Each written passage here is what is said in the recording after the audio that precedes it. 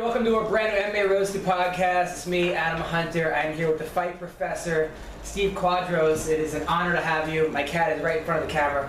How are you, man? What's going on? I'm good. I'm just dodging the weather. You know, it's a little cooler today with a slight chance of who knows what. Yeah. You know. Which is good.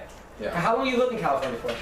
My whole life. Other than the times I traveled to Japan or Europe or Beijing or the Middle East, you know. Yeah, Northern California, Santa Cruz born, and Salinas graduated barely. And I was actually hungover for my graduation. I was just talking about that the other day to a friend of mine, and I tried to drink a fifth of Jack Daniels the night before. I was young and experimenting. Right. You know. Did you ever think when you were like calling those pride fights and working that MMA would be what it is now? I wish I could. Yeah. But no. Who knew? I mean, we were just having a good time, rolling with the punches and the soccer kicks at the time, and Boss and I kind of knew that we were at the top of something, but we didn't quite know what. As a matter of fact, before every show, like let's say at the Tokyo Dome, we'd go all the way up into the top seat about 3 hours before the show when the place would be empty, and we'd just sit there and kind of like meditate and think, look at this, man, look where we're at, look at this thing. It's crazy. Like, all the fighters I talked to that fought in Pride still say that the Japanese fans were so much better than the American fans. Just like they just said that they were like it was a whole different experience. They wouldn't boo. You know, if they didn't like someone, maybe they'd be silent, but they were just much more proper. But when they liked someone, they would just get behind them like no other. It was very much like, have you ever seen the movie The Stepford Wives? It's actually about robot people that do everything completely correctly, and they don't ever curse, they don't ever, anyway.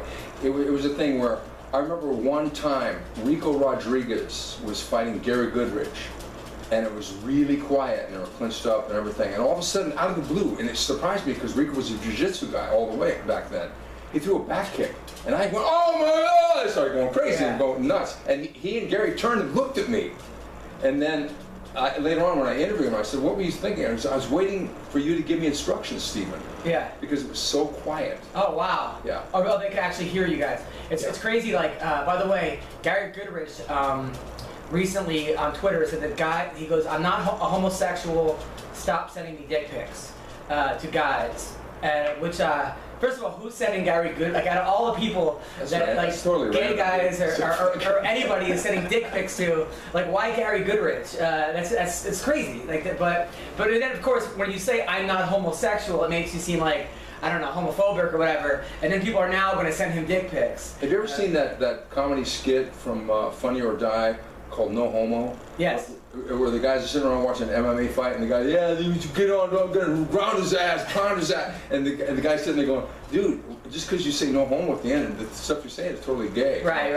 I find that there's a lot of homophobia, let's say, in the fight game, and I'll share a story. One time when I was commentating with Pride, and I came home, and there was a girl I was dating, and she said, I want to see what you do. So we went back to my place, and I put on a fight. It was like Mandalay fighting some guy here. They had really tight Valley Tudo shorts on, and then they went to the ground and rolling around. She starts laughing. I turn and look at her and I go, what?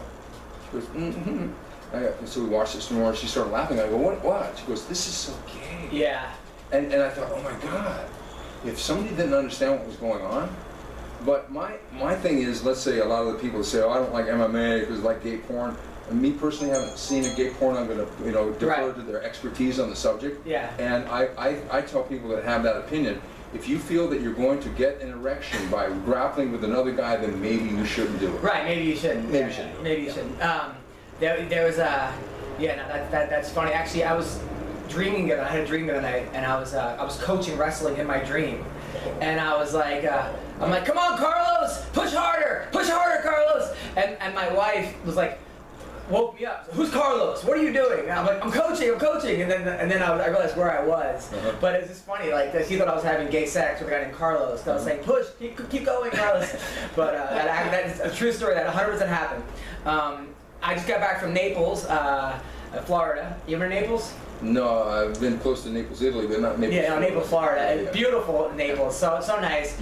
I met some guy. There was a guy after my show. I was selling T-shirts after my show, and a guy came up to me with his service dog, a beautiful golden retriever, and was like, "I named the dog after you, Hunter." And I was like, "Oh yeah, right. No, that's funny. Your dog's name is Hunter. You didn't name it after me." He goes, "No. You performed for my troops in the Middle East." about 5 years ago, and you made us all laugh, and it was the best. So I named the dog after you. So I was like, man, that guy. I've never been more flattered and humbled, and like that really put me in a great mood. I never had a dog named after me. That's not. Yeah, no, I've never had a dog named after me.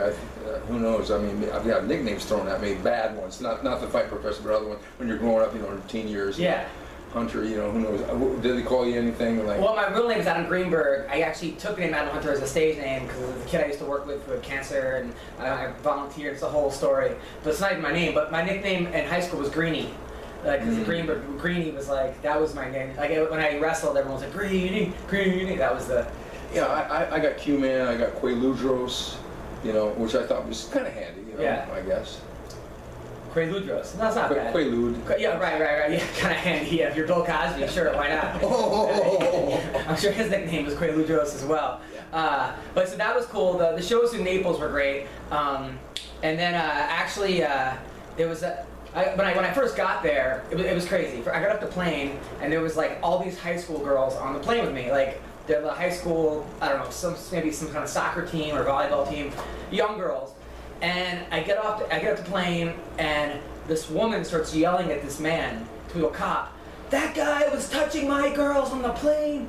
His hands were all over them. And the cop was like, oh, well, I don't know what. The cop didn't know what to do. The guy then starts, like, the guy was like a maybe 50, 60-year-old guy that starts like making a beeline out of there. But that was insane. The cop didn't arrest him, but it was, I mean, she was screaming. So that was like after like 9 hours of traveling, I get that. And then I go to rent a car, and the place that I was gonna rent it at was like off, and that was closed. So I go to Hertz. I like go online, and I reserve the car, and because you always it's always cheaper online. Yeah. Well, so then I go there, and the guy was like $250 for the week or something, and the guy's like, next time, ask after I pay for it. He goes, next time, ask me, because I could have gotten you a better deal. And I'm like, why are you telling me this after? Like, yeah, well, why don't you avoid the deal and redo it? That's what I said. I go, well, can you please avoid? He goes, oh, I can't do that now. I go, well, what if I don't want the car? He goes, well, I can't. So I'm like, do you think he lifted weights, in his part time? I don't know what he did, but I was like, you gotta be fucking kidding me. You stand up, Bruce, yeah, I'm a man, yeah, okay, sir, Sergeant. Like, what? Why tell me now? Yeah, exactly. What the? That's like, that's crazy. That's like after sex, a girl was like, oh, by the way, I would have given you the best blowjob ever, but or just something. No, what do you mean? Like after you nut, it's just she lays there. Yeah. Well, whatever it is, it was horrible. So that was that. The shows themselves, they were fun. They were a lot of fun. But it's always like, it's just funny. Like the whole night, the whole week, I'm feeling like I'm like the greatest comic ever. People were telling me, like, people were giving me money. Like, someone gave me like a $50 tip. People told me I haven't laughed like that in 30 years. I was crying. Thank you. Just like, and then there's always one person. There's always that one. And this one like wrote me a letter after my show. So after the Sunday show, I get back to the hotel. I'm getting ready to go back. I'm like, you know what? This is. I just had a great week, and this and this. This woman, it said not a fan. That was the title of the email. Oh, shit. Not a fan. I'm like, you've got to be kidding me, right? So then she writes me like this whole thing about, by the way, and this was a woman that was like sitting in the front row, and her English was not her first language, and then she was just kind of judging and like shaking her head the whole time. She goes, I don't think you might care about what I have to say, but I'll say it anyways. She cleaned up your comedy from time to time. Some people don't really care if your sexual life is a joke. There's a lot of jokes out there, and life itself has many humorous things that happen constantly. If you don't have the gift to see that, you should do something else, or at least present yourself to the people who enjoy listening to your poor performance. Nothing personal. Nothing personal. I like comedy, not porn. So that's what she fucking right. First of all, if you think my comedy's porn, you're watching the wrong porn. Because I watch some pretty good porn, and when I want to jerk off, I'm not putting on my comedy set. So like let's be. And second of all, like you sat through the whole show, and then afterwards you it's like, so that was like that. But it's like with me, it still got to me, even though it shouldn't have got to me. It did. There's always that one. It's like you make 100 people laugh, but then that one person. But but then someone else said, like, Colin Quinn's like, if you're making everyone laugh all the time, you're doing something wrong. Rich Voss is always like, there's always people that are not gonna like what you do, and But it was just funny because I was like, thought I had the greatest week. The people on Twitter and I haven't laughed like that in years. This and that. Thank you. I got a fucking dog named after me. And then of course they're not a fan. I'm just like, oh. And that dumped your whole week, right? It put you totally behind the 8 ball and on your heels, and you had to deal with it because Adam, you're a sensitive guy. You're an artist. Yeah, I know. It was just, yeah, it did a little bit. I mean, then it got to me, and I forwarded it to like a couple people, and they kind of like. But then it was weird because I was working with a girl named Sheba Mason, whose father is Jackie Mason. Sheba? Sheba's the daughter, and Jackie Mason's the father. Jackie Mason? The Jackie Mason. But he was a terrible father to her. He never even like, I guess that he like never claimed they had a paternity test, which the mother won. It was no 99.9. wire hangers. It was one of those things where like, and then it was one of those things where finally, like, so the mother wrote a musical about having a daughter with Jackie Mason, and then not having him claim her. And then he tried to get the musical taken off, and it was this whole thing. But anyway, Sheba Mason's mom said that she used to travel with Jackie all the time, and there was always one person that told him what he was doing wrong, and always. So every comic gets it. And then I was reading this thing, Ricky Gervais, another person who like I look up to. So. Ricky Gervais he's the guy. He's the cutting edge. He's like the guy that's really pushed it to the edge. Oh yeah. But he doesn't go over that edge, in my opinion. And sometimes you do go over the edge, and that's just like what happens. So who's a guy, by the way? Back to you and like your Pride days. Who's a guy that you looked at who you thought was going to be the world champ forever, and then didn't?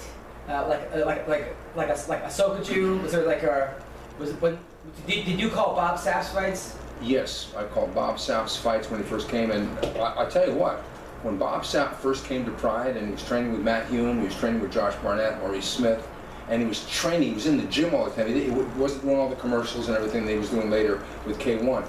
He was a serious force. And after Nogueira fought him, I asked on Rodrigo, I said, Rodrigo, look, Bob Sapp, I mean, almost did the power drive. We thought we were going to have our first death. We were really afraid of that match. He said, what do you think is going to happen with Bob Sapp? He goes, oh no, he will definitely be the king. He will definitely be the one that nobody can beat. But what happened was K1 grabbed Bob Sapp, realized they had a huge hit. He became this, freak show thing where he's this big guy, beat Hoost a couple times, who was the K1 3-time champion. And they took him out of the gym and made him do, I think it was 100 commercials in 1 year. Oh, so wow. Guess what? You're not going to be training. You're not going to be learning how to turn your punches over, how to block takedowns and things like this. So Bob started to get beat. But at that time, Bob Sapp, honestly, and people might laugh, because now he's kind of a laughing stock in the game because he doesn't like getting hit and all this kind of stuff. But I mean, nobody in their right mind really likes to get hit. I mean, do you like getting hit? No. Yeah, hey, I like to get hit. Really? Yeah. No, then you're not very smart. But Bob Sapp, I think, was one of them. Another one that was a great fighter, a legend in Brazil, but when he came to Pride, lost 2 fights, was Jose Pele Landi, who was an absolute crusher in Brazil. He won like at least 4 tournaments with Balituro rules, with headbutts and everything. And he fought like 3 guys in one night and all this kind of stuff. No gloves allowed, 30-minute rounds, the whole thing. And then when he came to Pride, he lost to Matsui and he lost to Carlos Newton. And then, it didn't work out from there. So that kind of surprised me too, because I really thought he was going to be following the footsteps of Igor Vovchanchyn and Fedor Emelianenko. Well, like what you call the Sakuraba fights when you beat the Gracies? Oh yeah. I mean, those were nuts because at the time, I mean, come on, the Gracies had beaten all these guys. He won 3 tournaments. Hickson was this cloud that was showering over everybody, and he came to the first Pride and he beat Takada, who's a pro wrestler. But at first, Hickson didn't want to take that fight because he said, if I take this fight and I beat you, you do fixed fights, people are going to see it was fixed. But then they finally got him in to sign on the dotted line. I'm sure he got paid or whatever, and he won. But when Sakuraba beat Hoyler, that was like the bait to try and get one of the other guys. And then came Hoyce, then came Henzo, and then came Hyen. And it was like a thing where Sakuraba was just going through everybody. It was a right style matchup because Sakuraba was kind of like the anti-jiu-jitsu because he was a catch wrestler. But the thing was, everybody thought, this is a pro wrestler, he's a shitty fighter, he can't fight. But no, you're wrong, because Sakuraba became a legend. The irony was that now Sakuraba gets inducted into the UFC Hall of Fame, only has 1-1 record though. So to me, that's a little strange. What, in the UFC, you mean? Yeah.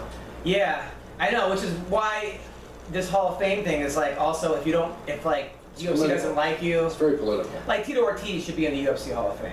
I think is he? I think he is, but Frank Shamrock isn't.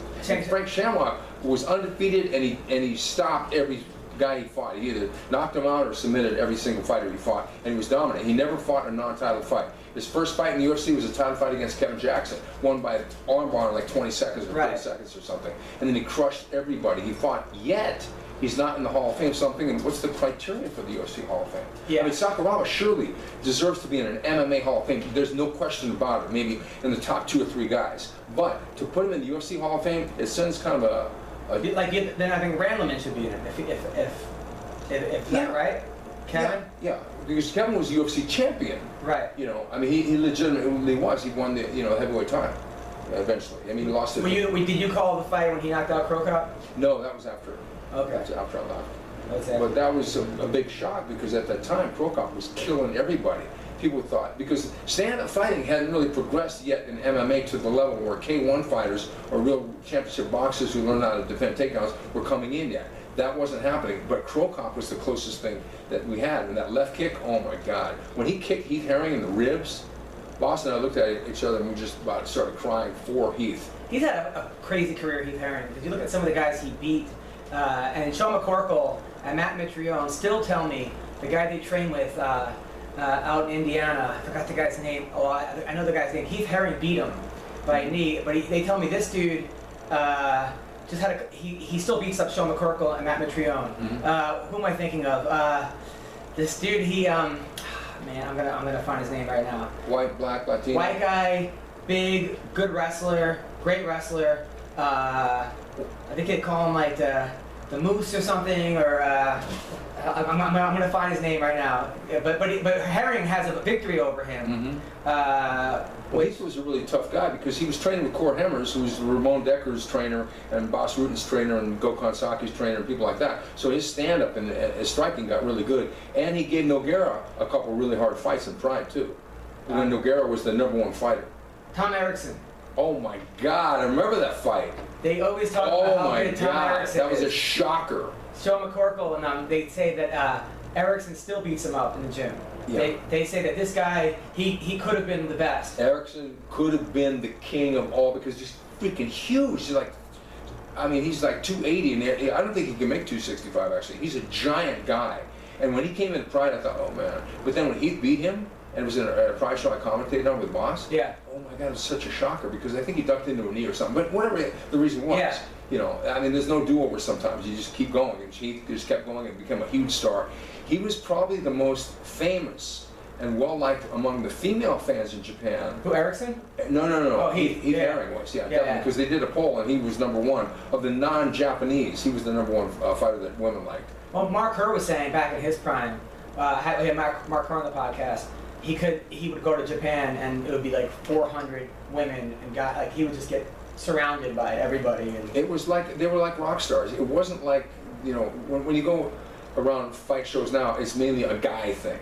Yeah. But in Japan, there's a lot of women that show up, and so it was crazy because the lobby at the Hilton Tokyo, which they stopped having them because of the untimely death of Morishita, people would wait in line. And sometimes they wouldn't wait with anything to sign. They just wait because they wanted to meet and maybe get the phone number. Who knows what was going to happen? Yeah.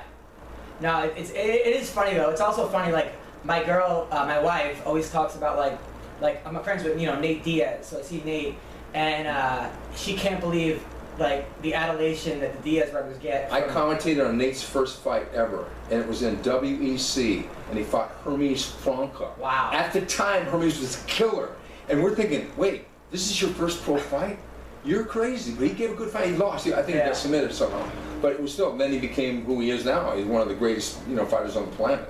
Yeah, no, but also she couldn't believe how guys turned into like such fanboys around the Diaz brothers. I think because the Diaz brothers are just so real. They're rebels. They don't care about anything. They care about what they care about, but they don't get into society and this one and that one, and it's almost like they like what they like.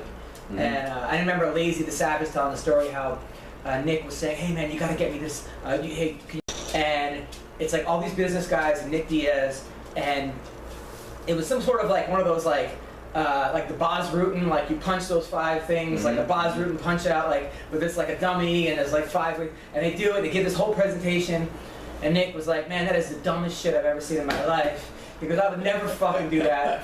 People would only buy it because they hate me so much. He goes, "You know what? Call Jake Shields. He'll like some dumb shit like this."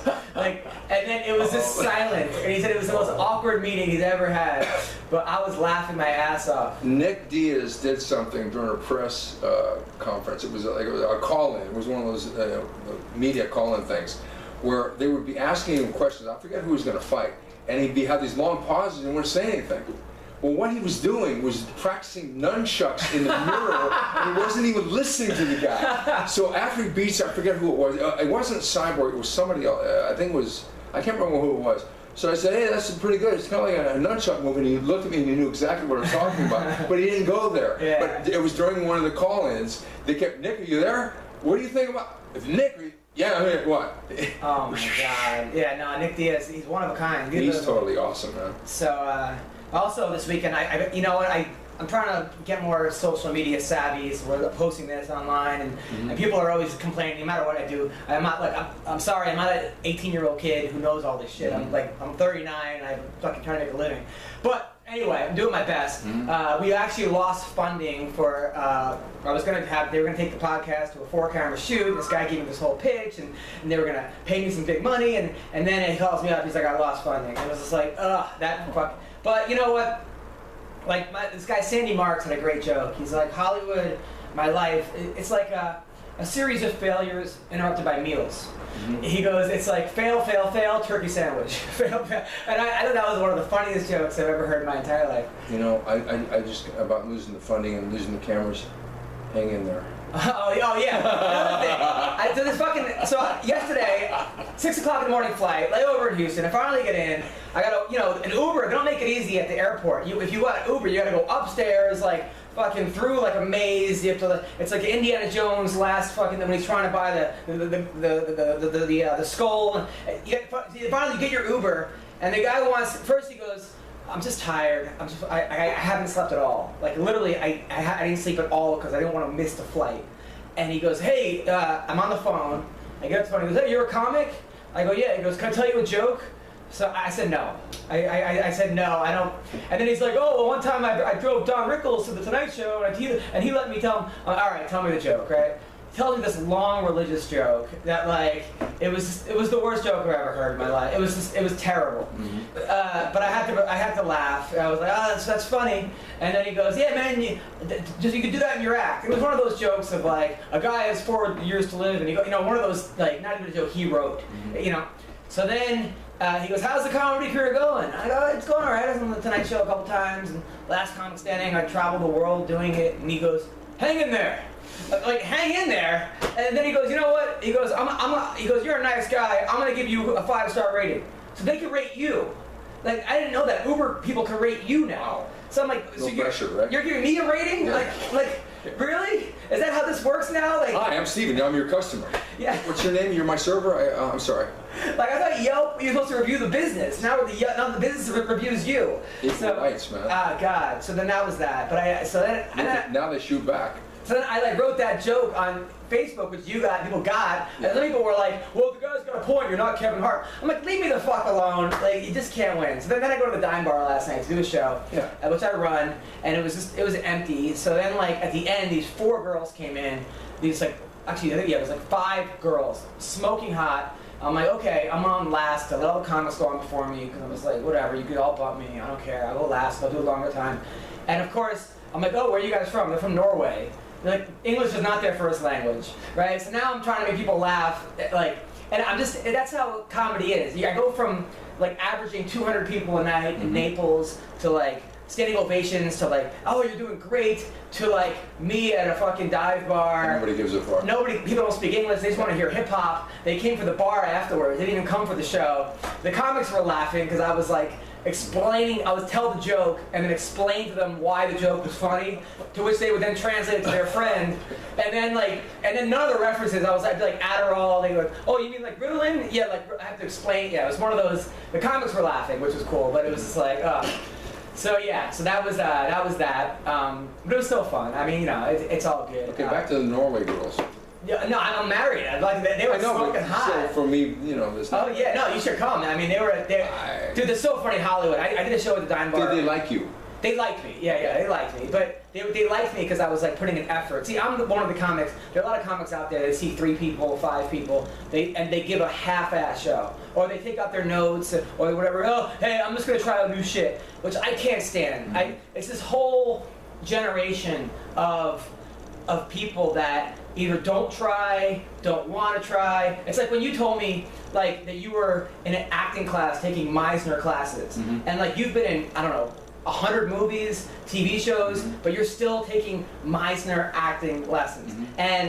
But now it's just how many Instagram followers do you have? How many this? How many that? What's your social media? It's like there's so many people who don't give a fuck about the craft of anything. And I'm not just saying on my high horse, but it's the truth. I mean, there are comics now in comedy clubs. People, you know, you want to book a comedy club. People go, well, can you fill seats? So they're booking, you know, Chico Bling or who's big on Vine, or they're book like literally. I looked at a comedy club in Canada, and the Honky Tonk Man was performing. You know, it's not. I don't know if he's good or not. I'm not bashing the Honky Tonk Man. He probably puts on a good show. I'll probably enjoy it. Usually I just go star in a movie and the honkies perform. but yeah, but it's just there's a whole generation of people who don't give a fuck about the craft. It's all result oriented. It's Kardashian. It's posing. It's everybody's looking like they're fucking destroying it, and it's telling people what they're doing versus doing it and showing. And in some ways, you as a comic, you have to do that because sometimes I put as a comic, hey, I'm headlining the Improv, and then the Laugh Factory goes, oh, you must be pretty good. Want to do Laugh Factory or the Ha. So you're just kind of it's business. It's sort of fishing, but at the same time, there's a lot of people out there who don't give a fuck. So they see a crowd of 2, and they give a fucking half-ass performance, and I'm always like, no. Like, first of all, you don't know who those 2 people are. Number 2, they came to see you. They're the ones here. Like, why are you not going to give them the show? It's like, the people, those are the ones, it's like, the girl that wants to fuck you, fuck her good. Like, not don't, oh, well, she's a fucking 4, so I'm going to give her a fucking half-ass bang. No! You guys, people come and support, you give them the show that they deserve. And that's how I believe. So I gave them a show, so they appreciated the fact that they saw a show.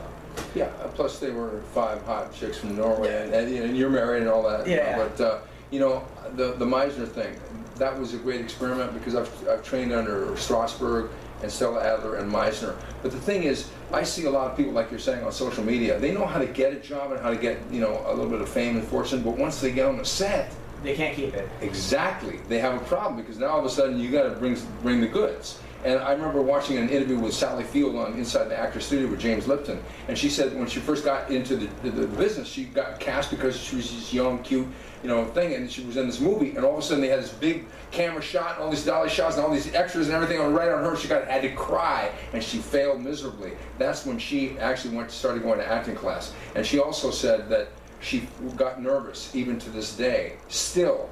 To the point where, you know, she said, oh yeah, I guess I'm totally nervous. And James Lipton said, you mean at the beginning? And she said, no, now, after winning 2 Academy Awards. So that gave me a lot of confidence because all of us get nervous. Now, this brings to mind, Adam, I'm interviewing you now. Yeah. Do you get nervous before you go on? I get nervous when there's if it's a show where there's a lot of money involved in it. Like, for example, I'm doing a show this Friday in Arizona and Tucson, and there's a guy there who books a lot of work.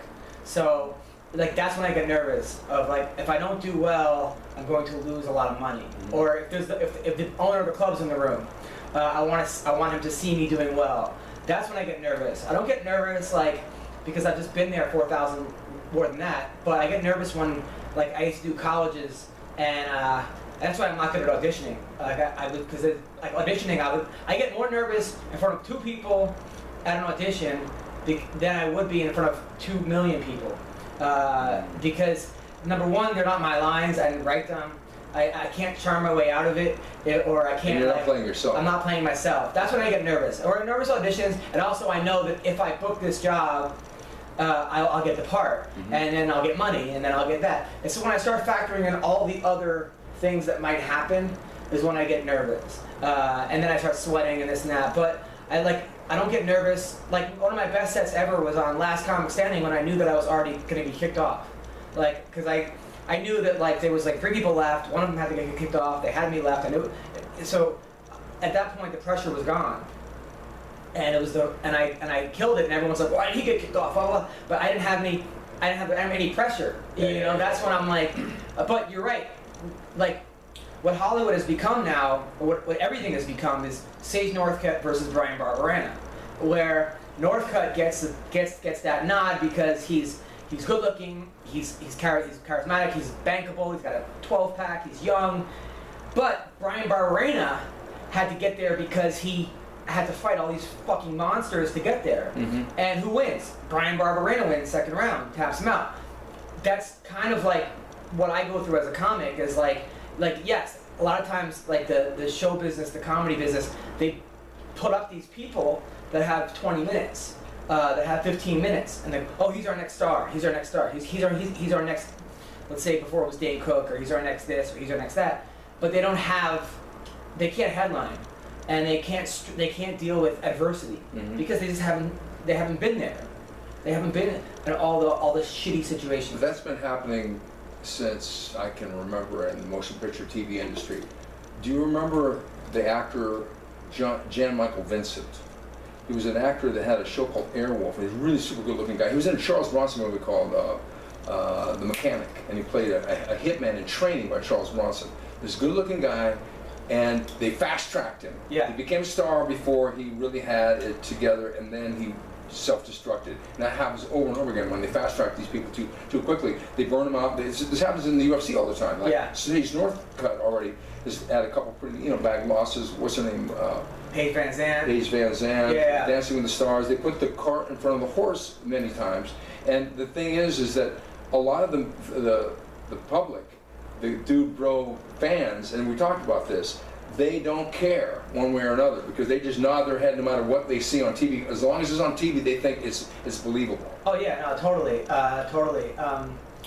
So anyway, another thing I did this weekend was on Instagram. So I went on Instagram and I posted a bunch of my old wrestling videos because I was kind of bored. I'm like, this will be fun. I never knew how to actually put videos on Instagram myself. I was sort of like figuring it out. And some people actually, like Phil Baroni's like, "You're a fish." Of course, Phil Baroni's gonna say that. Like, Phil Baroni's like, I just got engaged, and he's like, "Dude, you look fat. Do steroids." That was his comment. But it's Phil Baroni. I have to laugh. Yeah. But it was cool because Tom Ryan, who's the coach at OSU, who actually recruited me to go to Hofstra, he was like, "Tough kid from Long Island, keep it up." So that was awesome. Like, Tom Ryan is now Kyle Snyder's wrestling coach, and Logan Stiebler, and all these amazing wrestlers, and he's taking the time on Twitter to watch my videos. So that made it worth it. But it was hard because when I was in high school, I remember my headmaster sat me down and he goes, "I'm very worried about you, Adam." I go, "Why?" He's like, "I'm worried that you're never going to have the success in the real world you had in high school." And that always stuck with me. And I was like, I wish he hadn't told me that, I had the opposite problem. Oh, really? You had much success in high school? No, I was basically just want to smoke weed, chase girls, and play drums, and I was not a very good student until after, and then I went to college. I was okay. I was at before boarding school. This is like a boarding school for kids with too much energy. But sometimes I worry that. I'm like, fuck, did I peak at 17? But then I think, oh no, come on, man. High school, I was a very good wrestler in a very small pond. It was a prep school, class A, and then I wasn't the national champion of public school. I wasn't Olympic trial guy. Speaking of a guy who got fast track, Aaron Pico is another one. Mm-hmm. I don't know, you saw on Bellator. Mm-hmm. You know who that is, Aaron Pico. He's a guy that was the #1 rated high school kid in the country. So they threw him out there, and he lost his first fight in a minute and a half. Oh, I remember that. Yeah. Yeah, so there's a kid. But I think that the working class looks at that and they're glad, something like that, that's supposed to win. Oh, that always happens to me. Yeah. I always root for the guy. Yeah. I've been watching LFA recently, Sure. And by the way, people are really sleeping on you as the fight professor and Pat Miletich. Mm-hmm. Pat Miletich is so good at calling fights. Amazing. And I worked with him for 3 years at Showtime with Morrow. And Pat, that dude, I mean, you talk about the UFC, like you know, they had this new Contender Series, and they brought in Snoop Dogg and Uriah Faber, and they actually have Eve Edwards, who's killing it, by the way. He's amazing. And Todd Grisham, who I'm not a fan of. Todd Grisham. I mean, when you don't know Sakurab's name, it's just come on. It's just, to me, it's hard to get over that. It's hard to get over that. But luckily, but Snoop Dogg's pretty funny for a minute. But I'm happy that they have it. You could actually, because you could change it. I thought they were going to have them the whole time do it, which I think would have been a disaster. But they have the Contender Series, and I'll tell you a funny story. I went to the Palms, well, not funny, but a story. I go to the Palms, and it was like some lion fight kickboxing, and it was all full. And when I went to go valet my car, and this guy says, "Hey, you're Adam Hunter." I go, "Yeah." He goes, "It would be an honor to valet your car." He goes, "One day you're going to make fun of me, and you're going to roast me." And I go, "Oh, no, you're a fighter?" "Yeah, I am a fighter." And I'm like, "What's your record?" "I'm 2-0. I'm out of Hawaii." I'm like, "Oh, good luck." I tried to pay him. He's like, "Your money's no good."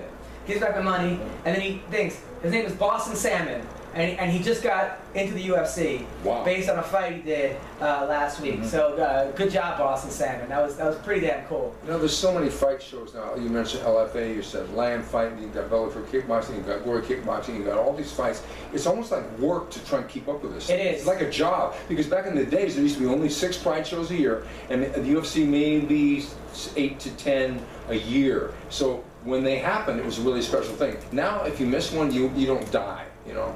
No, but it is annoying though, because sometimes it is a little bit like too much. It's too much. Like last week, Bellator. You watched Bellator last week? I missed it this last week. Sorry, Scott. It's okay. So Bellator last week, Brandon Gertz and Derek Campos had the fight of the year. I heard. It was a fight, and it was a shame because they stopped the fight due to the cut. He had a big cut in his head, and I think he might have won. Like a crucifix? Yeah, had a crucifix. It was like a Nike symbol on the top of his head.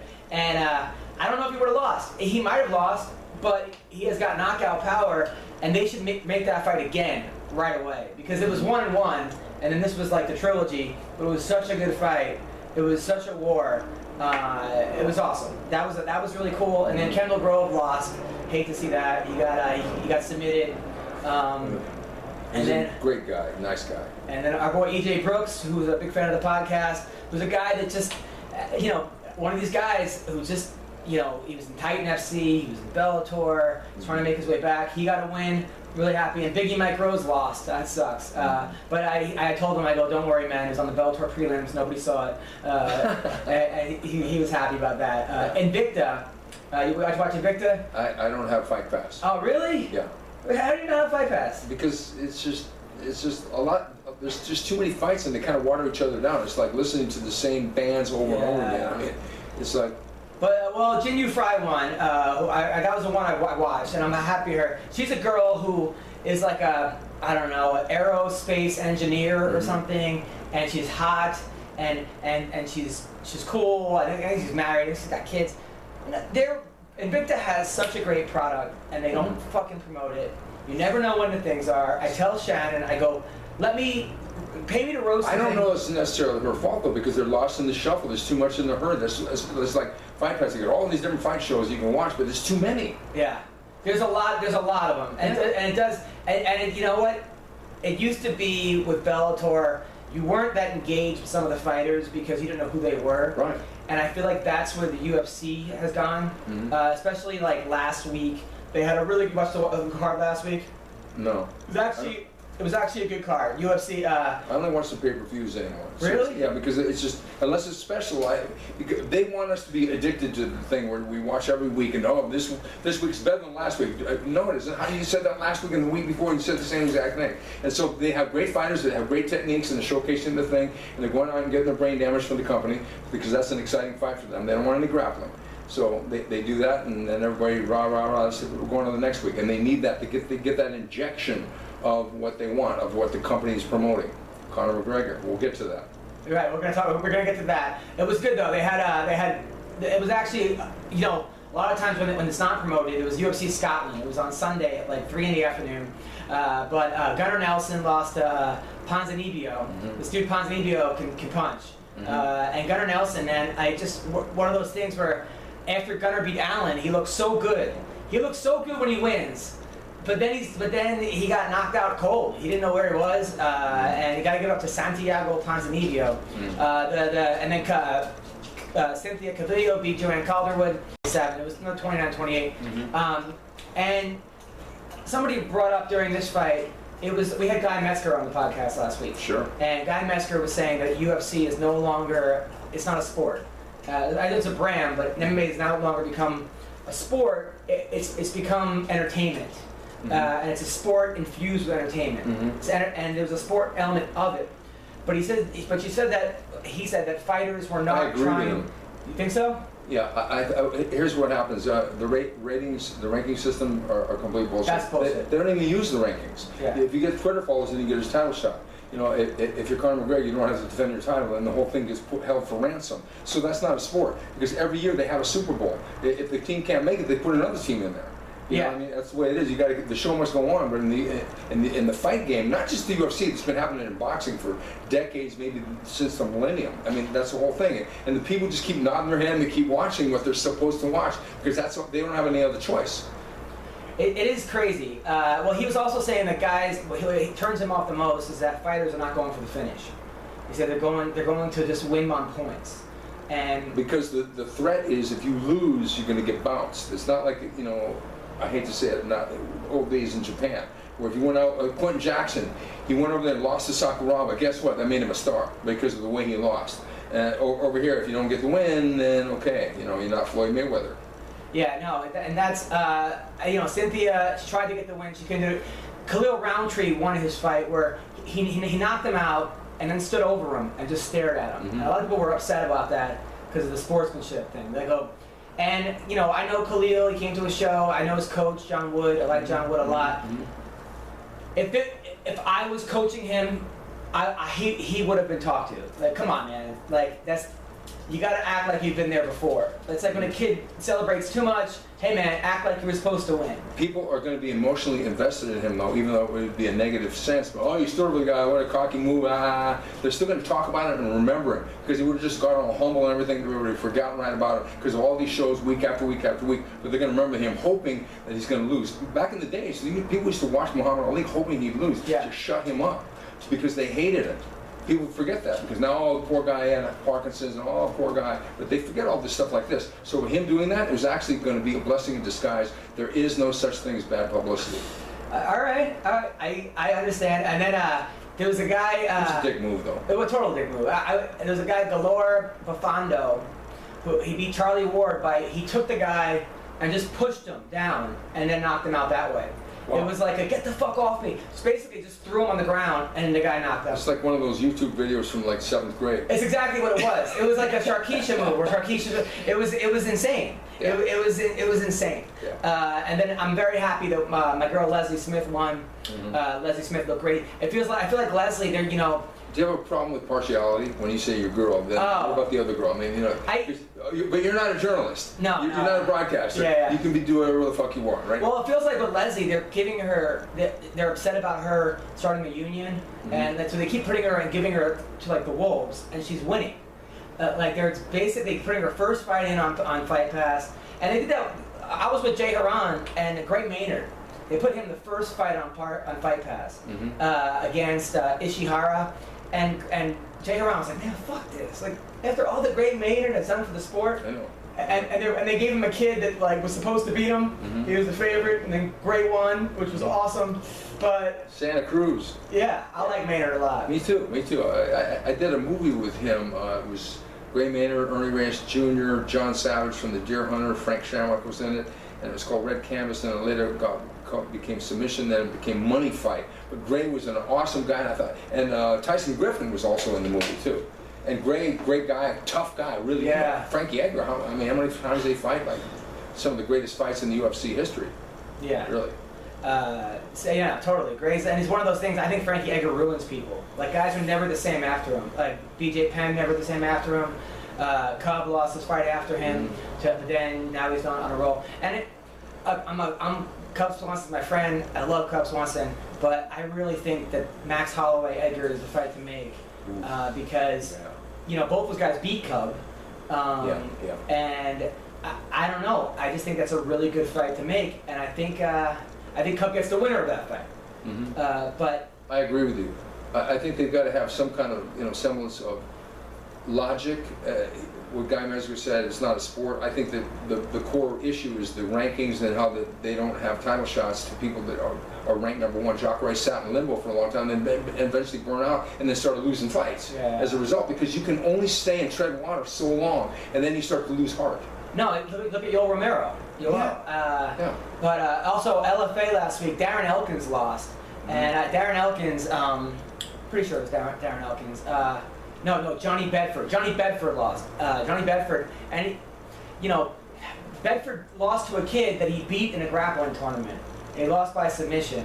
And I think sometimes when you like beat someone and then have to fight them, you overlook them. You're like, oh, I beat this kid, it was pretty easy, and that's kind of what happened. People change too. Mike Tyson lost to Henry Tillman in the amateurs, then they fought as a pro and he crushed him. Yeah. So, I mean, people do change over time. Especially, you get that confidence factor, you get on a roll, and you get into the big boys. It's like the difference between pro boxing and amateur boxing. Amateur boxing, not about the knockouts. Let's say if you fight in Thailand, and you fight in the things where they want that fight to go the distance so they can bet on it. A lot of times those fighters going over to Europe and fight guys that are trying to knock them out in the first round and don't do as well. Right. There's a lot of other factors behind the scene. Now let's talk about the Conor McGregor thing.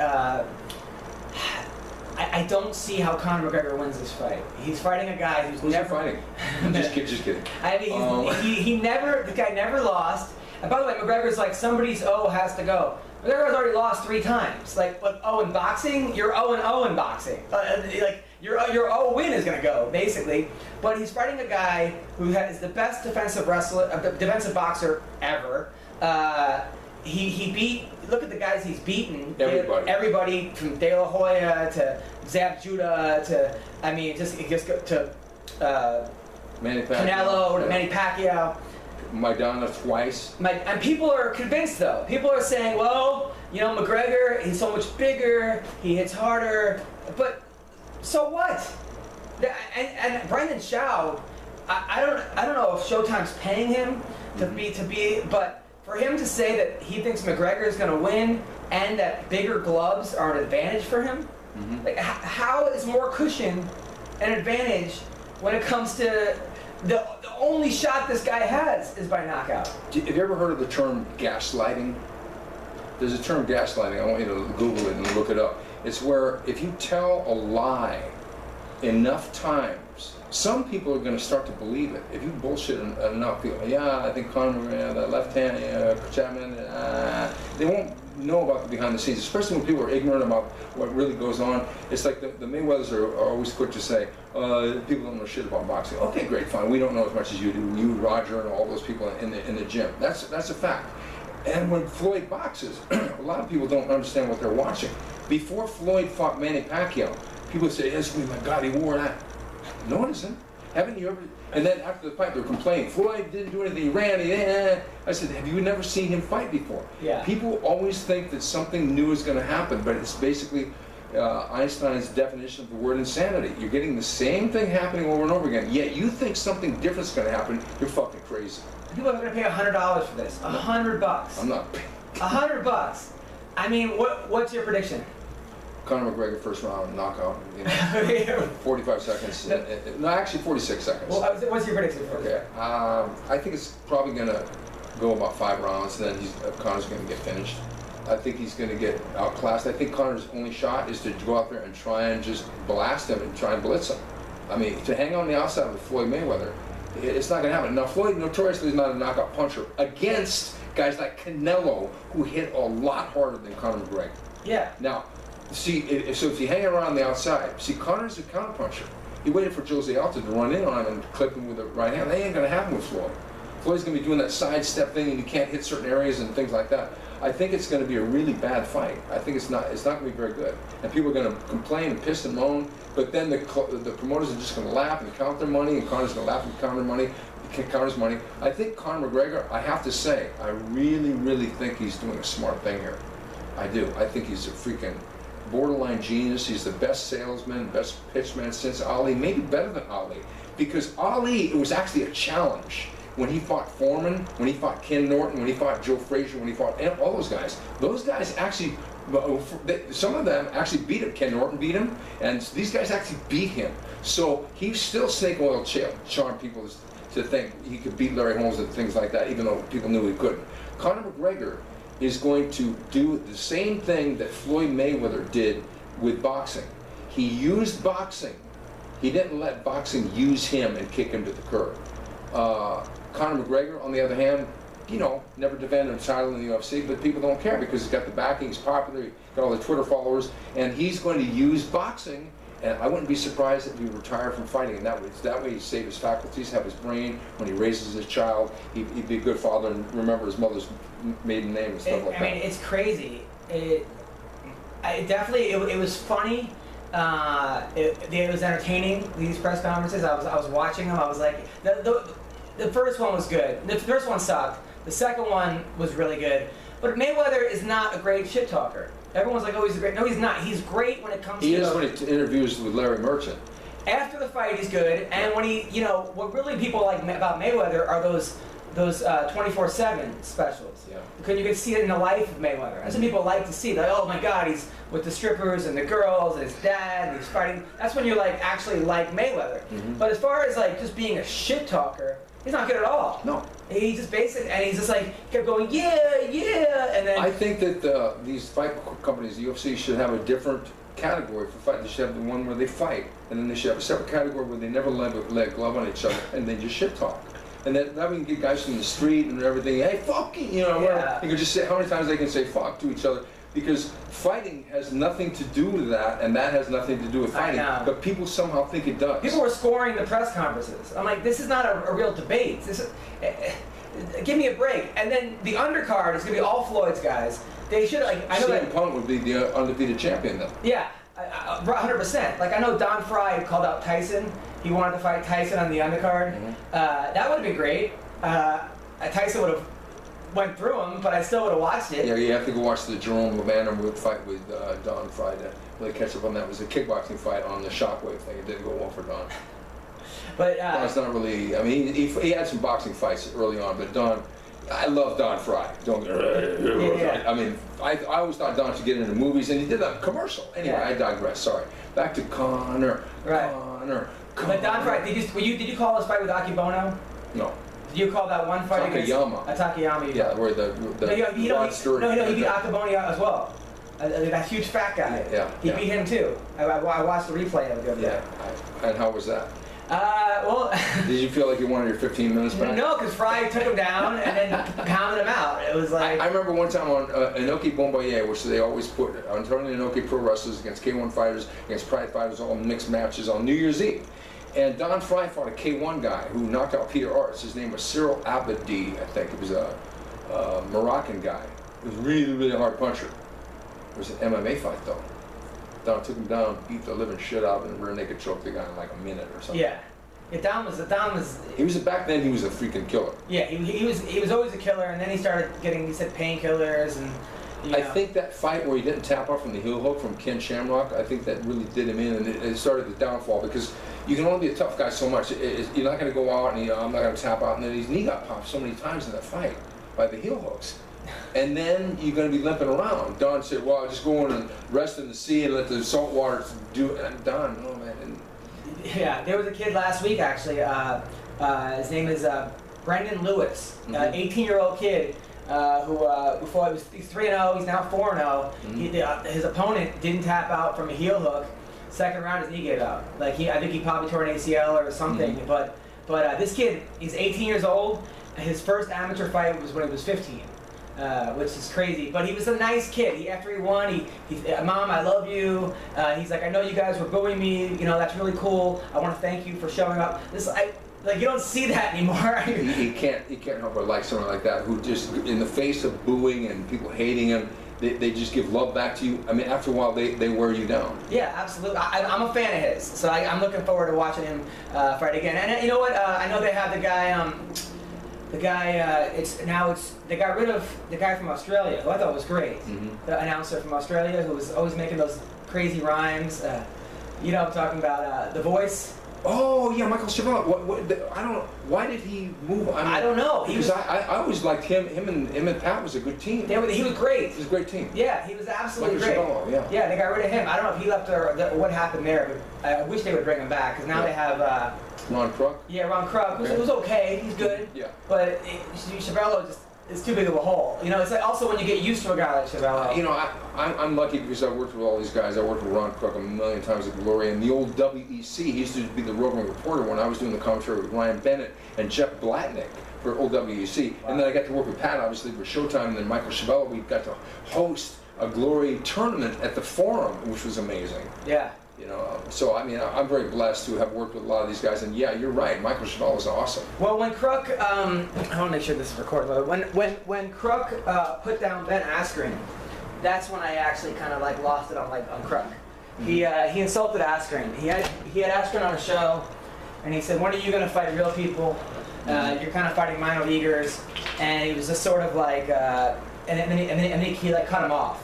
And is that on Inside MMA? Yeah, Inside MMA. So they're going party line trying to. Yeah, and the UFC didn't like him, so they jumped on the bandwagon. Yeah, and after that, I just sort of lost a little bit on Kruk, just because I'm a big Ben Askren fan, and he's a great fighter. I mean, he gets it done his way, and if you can't block the takedown, then what are you going to do? Fix the fight to where you got to kickbox one round and then wrestle the next round? Yeah, and he's also a guy that he's making. North of 100,000 a fight to fight guys in Singapore, versus getting, Terrion Ware, who we had on the show. Terry got called to go to the UFC 2 weeks ago on 10 days' notice. He took a fight against a wrestler that he's not a wrestler. He took the fight against a wrestler, and they gave him $10,000 for $10,000 to fight. Now he's got to pay out his manager, his lawyer, his camp. He's only going to walk away with $4,000. Yeah. So, they would probably offer Ben, being the name he is, 20 and 20, 30 and 30. Like, fuck that. Yeah, I mean, of course. I know the UFC is the best company, but if I'm Ben Askren and Singapore is giving me north of 100 to fight people, plus probably bonuses, of course I'm going to do that. Honestly, there's a lot of exploitation of naivete because a lot of these kids come in and they think, well, I'm going to be famous, I'm going to be GSP, I'm going to be Anderson Silva, I'm going to make millions of dollars. And there's a very, very small percentage of people that actually do that because there's such a labyrinth of challenges behind the scenes. Yeah. I'm not even talking about training and learn how to defend a heel hook or whatever it is you got to do. You got all these political things, then you get into the position, and then you got to fight this guy, and then your fight gets switched. Yeah. And then you turn it down. If you turn it down, then you're on the shit list of the company. That affects your training and your motivation and stuff like this. There's a lot of psychological thing. In many ways, Adam, it doesn't pay to be a fighter. No, also taxes. Don't forget about taxes that you have to pay on it. Well, my tax attorney is Nick Diaz, so I mean, they take care of it. Yeah, so it's just, 100%. All right, here we go. All right, so now I'm going to call Tonya Evinger, who is fighting Cyborg at UFC 214. And I really hope Tonya Evinger wins. She's been on the show, I don't know, 20 times. Cool as shit, nice person, a little misunderstood sometimes, but talk about a girl who lives life the way she wants to live. And I give her a lot of credit. I mean, she should have already been in the UFC. She was the Invicta champion. She won her last 9 out of 10 fights. But they wouldn't put her in the UFC. And then they're finally like, hey, you can be in the UFC, but you gotta fight Cyborg. That's kind of, but hey, look, she's getting a title shot. So that's pretty cool. So I'm calling Tonya Evinger right now. I hope Tonya wins. I think Tonya. Hello? Hey, Tonya Evinger. Hey, how are you guys? Good, you're on the MMA Roaster podcast. It's me and the fight professor, Steve Quadros. Hey, guys. How are you? I'm good. How are you guys doing? We're doing great, man. I can't wait to watch your fight. I'm trying to get tickets. I hit up Dana. I'm trying to get tickets. I'm so excited for you to fight Cyborg. I'm so happy for you that you finally are. I mean, this is going to be probably the best card of the year. Biggest fight, Cormier. You're gonna have so many eyes on you. You went from literally working, construction to now being in the main event on the biggest card of the year. Congratulations for that, by the way. Thank you. I wish we ended up making more money in the long run, because then I wouldn't have to go back to doing construction. But you know how it goes. Right. Now, how did this happen? when did you find out about it? Did you even think twice about it? Talk to me. Yeah, they called me that weekend right before I signed, and they actually released it. Well, they released it on Monday or something like that. They called me that weekend, and my manager asked me, and obviously I have the same manager as Chris, so when he called me, he's like, this is kind of weird for me to hear, or I'm there to fight, so I'm going to take any fight. I definitely am not afraid to fight people, so that's never been a problem. I'm just there to fight, so I'm going to take whatever job pays the most. Let's do it. Now, now, was there any doubt? Did you actually think about it? You have to think about it, or think it over? Were you going back and forth? Or you just said yes right away? No, I said yes. I mean, I don't have. I think like I said in several interviews, I've been thinking about this fight for a while. I think that it was something that's kind of been thrown in front of me, like, would you fight her, quite a few times, and obviously every time I said yes, and I just can't let fear, if somebody be a reason I don't fight her, I would never fight, you know what I mean? I think that it's scary all around, so I just want to get in there and I'm a prize fighter. I fight for money. Now, everybody that I've talked to that has fought Cyborg says to me after the fight, I've never been hit that hard in my life. How are you preparing for this? Them people, I think that if you watch their fights, man, they go in there to get hit. I don't go in fights to get hit. I go in there to win fights. I don't go in there to have a battle back and forth, and I think my fighting style shows that, and I used to come out of the fight untouched, so I think that I'm completely different on that end. Especially, I'm not going to go in there and then cover up and take some punishment. That ain't the kind of game I play. So, I get here every day by guys. I mean, I'm sure she don't hit as hard as most of the guys in my gym. Maybe some of the guys, I hit harder than some of the guys. But, I've been hit pretty hard, and it is what it is. And, I don't know, I hit pretty hard too, man. Tonya, last time I saw you, it was in Elite XC, and it was in Hawaii, and you fought Gina Carano. How is Cyborg different than Gina? Man, that was a long time ago. Even talking about that fight is a little ridiculous. I think that, that whole fight was weird. They brought me in. She didn't make weight. They didn't have to move. They didn't give a shit that she didn't make weight.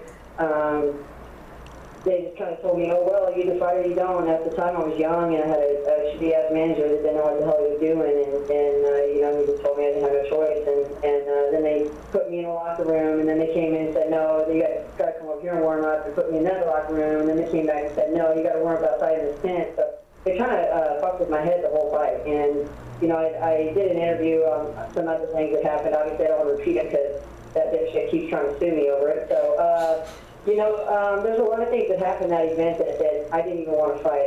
I just wasn't in the right frame of mind, and I wasn't there to fight. I just wanted to get out of there and whatever, So, I think them are things that I've grown past, and I learned how to deal with and stuff like that, and whatever. I'm here today, and I've obviously kind of had my downfalls in my career, and I picked myself up and learned from them, and made myself a better fighter. Now, you totally a girl who, I just try to base my comedy on your fighting career. You never go away. You're like, fuck it. You're like, okay, I'm losing there. I can't get the top house. No worries. You become the Invicta champion. You're just a girl that you have so much tenacity, Tonya, and you're so inspiring, and you're a nice person. I know some people will disagree with that, but me knowing you, you're a super nice, and you've got a huge heart. And your mom saw me on TV in Kansas City, by the way.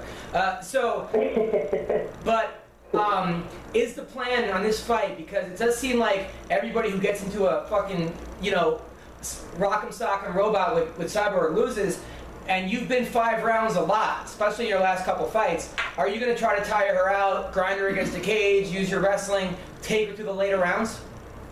Man, I win fights with my style, and obviously she wins fights with her style, but I think that I'm a completely different fighter than she's faced, and probably the same with her as I face. But I think every girl comes out there and tries to knock my head off, but they just aren't that great. So I think I'm just a smarter fighter in the long haul. After the rounds are over and stuff, I'm winning every minute of every round, and that's the way I think about it. And I'm always trying to finish people, and I'm always putting that pressure on, and I'm always fighting back. I think that a lot of her opponents have been on the defensive side when they go in there. So I don't play that game. I don't want to get beat up. Nobody wants to get the shit beat out of them. I mean, come on.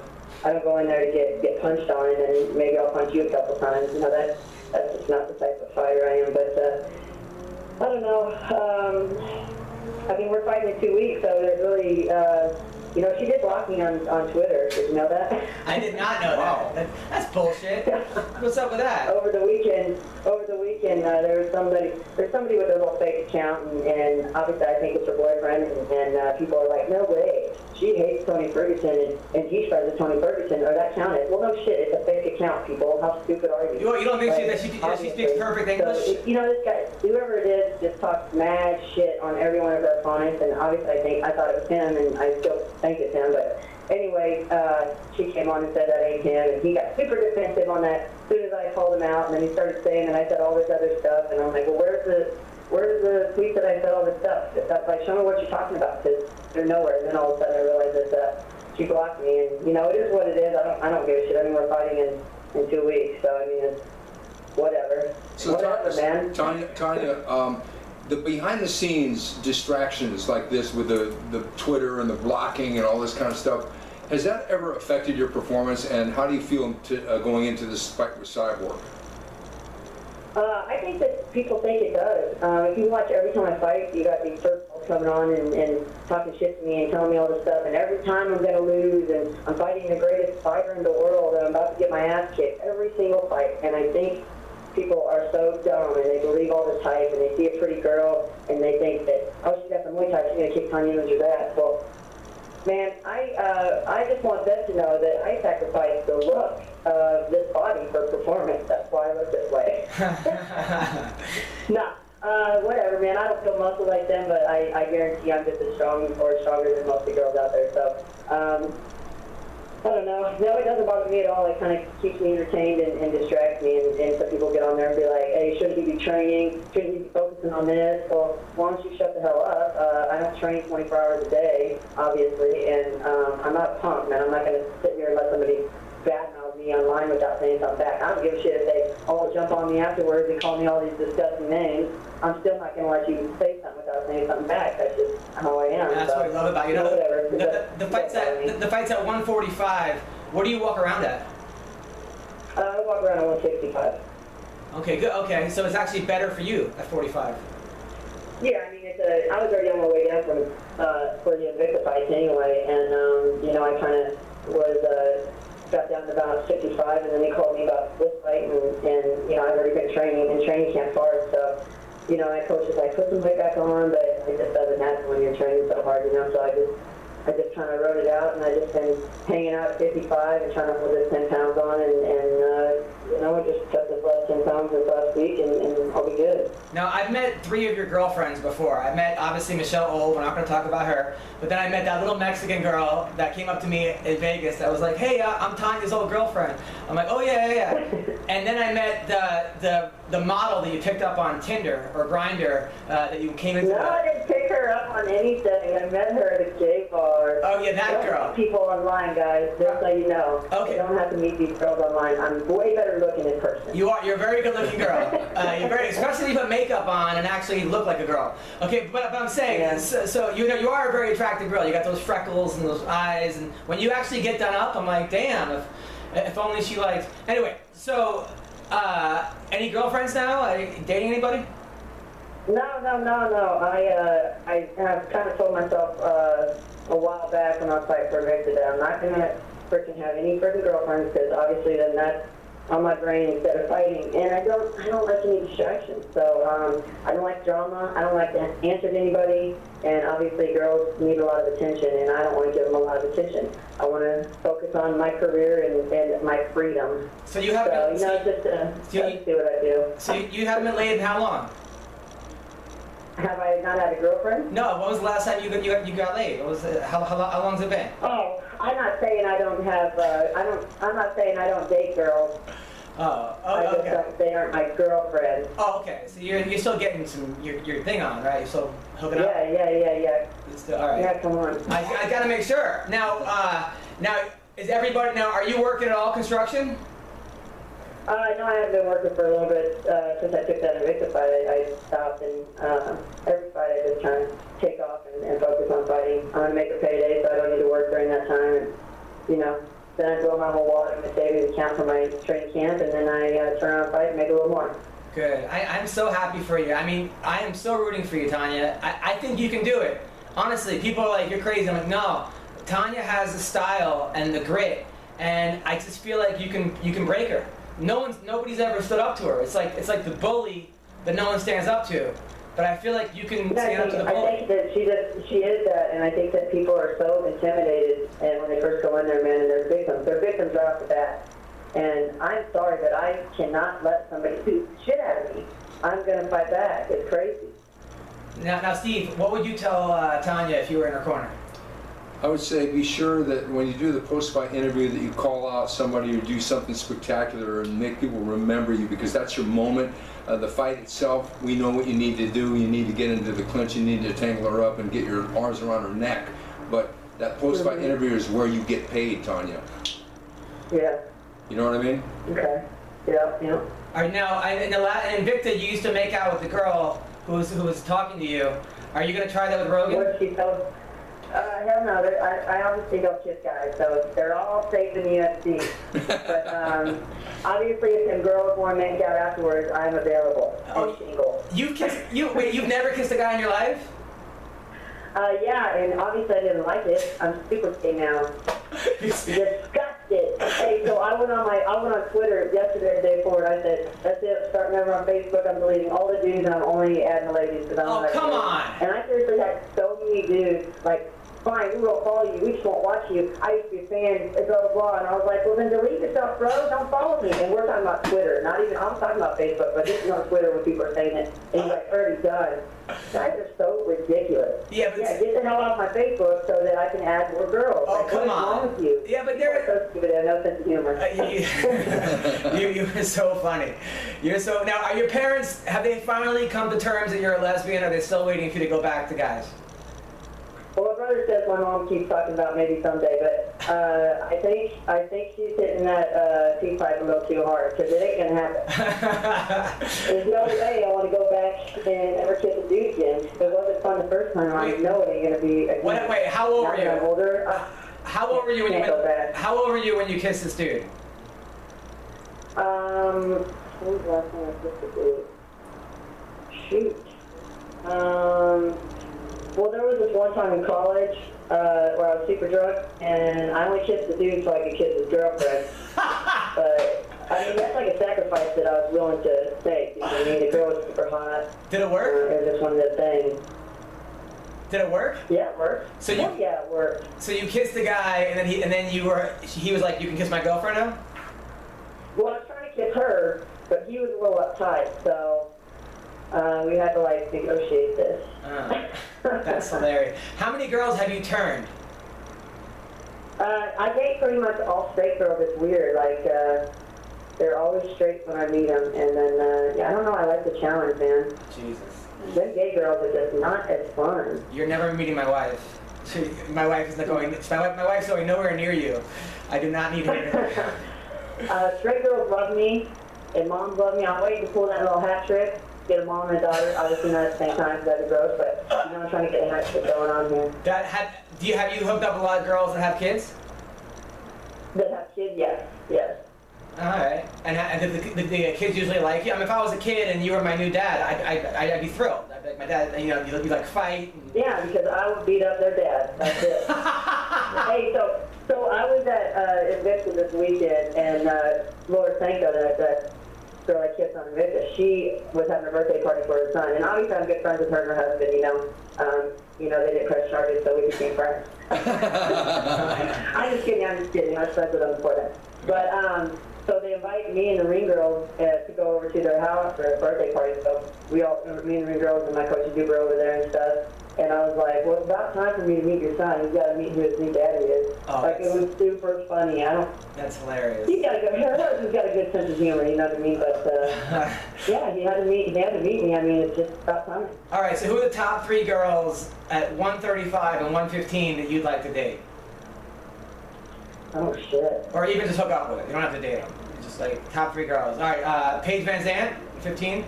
Oh, yeah, I definitely hump her. You'd hump her. Rowdy Beck? Yeah. No. I don't like girls that hump a lot of people or that look kind of have the image that they hump a lot of people. It kind of grosses me out. Right, totally, got I'm it. saying I'm looking for that virgin. A virgin. Joanna Jędrzejczyk? Yeah, she's cute. She's cute. Claudia, the Brazilian, she's hot. The Brazilian, come on. Claudia. Yeah, there's just something about her that I don't... Yeah, I probably hump her. You probably hump her. All right, what about Kat Zingano? No. No, why not? I just know her from way back, and, I know her. Yeah, I got it. Sarah McMahon? Yeah, not about it. No. No. Misha Tate? No. Come on. Julia Budd? Julia Budd? Yeah, she's cute. Julia Budd? No. No. I have a thing about it. I have a thing about girls that are bigger than me, too. Okay. I don't like girls that are bigger than me. I like to be... What about the ring girls? in a relationship. Jessica Penny? Yeah, she's cute. Jessica Penny's cute. I liked her before she had her little nose thing done. You know what? I think girls are better, but with their bigger noses as well. I think that makes them different. And then when they get their nose jobs, yeah, I think that she stood out a little bit more, and I liked her. She's a little bit unique and stuff. But the one that had to deal with it my whole life, so obviously I can't say shit. I totally agree. What about Juliana Pena? Yeah, I'd hump her. She'd be very. You wouldn't date her though. Too much drama, right? She seems like a girl. So. Yeah, no. I would say I wouldn't date any of them girls. Right. I thought we were just talking about humping. Humping, that's totally. How come it's all UFC girls? Invictus full of really hot girls. That's true. We were just talking about Jen Yu Fry, a very attractive girl. Oh yeah. Oh hell yeah. Right, Jen Yu Fry. Yeah. What about the girl that you beat, Penny Kianzad? No. What about threesome? I don't like any. What about threesome with Keisha Torres and Raquel Pennington? No. Why? Come on. No, I wouldn't have either one of them. Come on. Okay, all right. Let's get real. Let's get real now. I'm getting real. All right. Amber Brown? No. No. What about Roxanne Modaffari? She's a virgin. Roxanne Modaffari, right? Roxanne Modaffari is not a virgin. She had sex one time. Really? With who? Yeah. McLovin? With who? A Japanese guy. Oh, yeah, that makes sense. Yeah. Hey, there's this. I would hope that that girl from where's she at? She won on Invicta this weekend. That Sune. Oh yeah, the girl that won. Yeah. Okay. David's daughter chick. Yeah. I heard something about her. I swear when I talked to her, she looked at me like so hard. Wants to look in my eyes. I'm like, all right, is this like do they do that over there? Is that how they talk, or do you want to fuck? I don't know. I'm getting mixed signals here. I don't understand it, but yeah. Well, got it. What about the Karate Hottie? Come on, you hit that. Yes. Yeah, of course. And the Karate Hottie, that's probably. And then what about Ronda Rousey? No. Why would you hump Ronda? Her personality.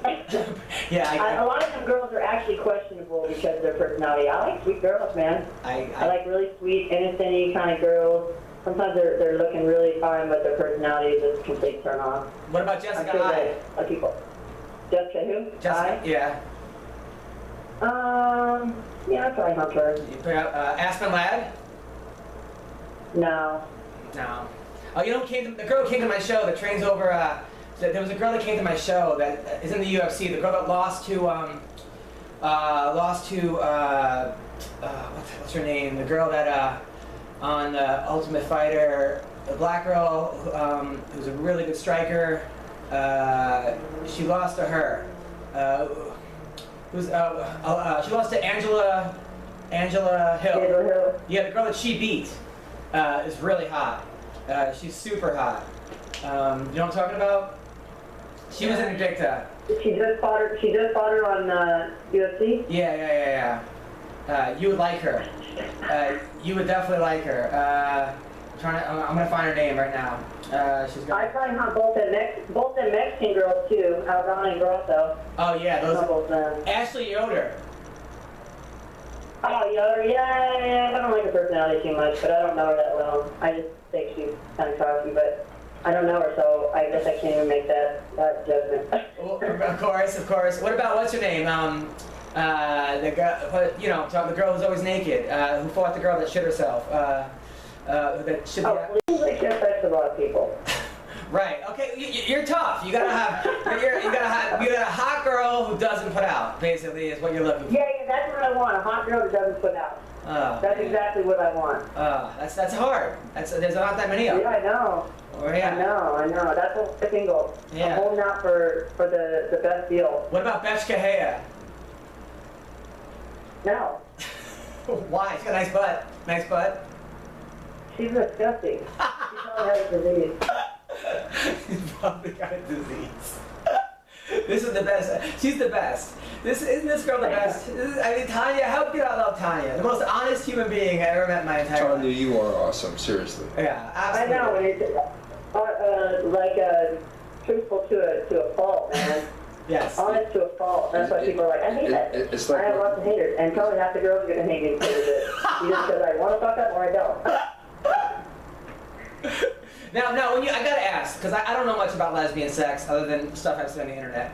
Like, when you say you fuck them, like, I mean, is it like you put a toy in them, or you have the strap on and get behind them? Like, how does it work? Tell me about lesbian sex. With you. Well, if I told you, then you guys would almost be on the same level as me, and I can't do that. Oh. Plus, it gets way too graphic and sexual, and like you guys would be banging the bottom of the table over there. No way. No, really? Come on. No, I don't feel. I'm not gonna tell you how I mean, sex this girl. What's wrong with you? Is it like a rabbit? Do you use the rabbit and just like? It's like it's magical. It's just something you can't describe. It's magical, and that's why they're all in love. That's why they all fall in love with you. Yeah, I get it. Yeah, man. There's something great about it. Yes. All right. Well, listen, Tonya. Good luck. I will be there. Okay. In victory or defeat, I love you. I have a feeling you're gonna win. I'm putting money on you. I'm putting money on you. I know you guys like to put pressure on me by saying that, but No, I'm trying to win this fight. I'll tell you right now, I'm trying to win this freaking fight. Yes, you can do it. I know you can do it. I know you can. You listen. Nobody has worked harder than you. Okay, and that's all you got to know. That you've earned this spot. You've earned it. From college wrestling to Strikeforce to Invicta to here to all the fights you've had, you deserve to be here. And people are bringing you in because they think you're going to lose, but you're not going to lose. Because you always prove them wrong. Okay? So, I love proving people wrong. I know. Especially the men. Yes, exactly. So good luck, Tonya. Good luck, Tonya. All right, thanks, guys. Take care. I appreciate it. Bye. Thanks. Respect. All right, that was Tonya Evinger. God, I love that girl, huh? She's awesome, man. Seriously. I hope I one day have a son just like her. She's amazing. She really is. I mean, she's super tough. She makes the adjustments, and she's on a roll right now. Yeah. She is. I mean, she's got the kind of, blunt trauma style. It's like a crash test dummy style. And she'll go in there and she doesn't care. It's not about a beauty pageant. She's not looking for Twitter followers. She's just looking to get rough and dirty. And that's what she's going to do against Chris. That's the thing. Is I think people, they go in there and it's like Tyson. When they fought Tyson, they lose right before the Tyson said he knew it. Psychologically. Even when I was in high school, my senior year of wrestling, I was undefeated. I went 21-1. I lost my last match in the national semifinals. I got the third round. I got impetigo and ended up losing. Mm-hmm. Couldn't train, but whatever. But the point is that like I had an air about me. Mm-hmm. That people never gave me the matches they gave other wrestlers.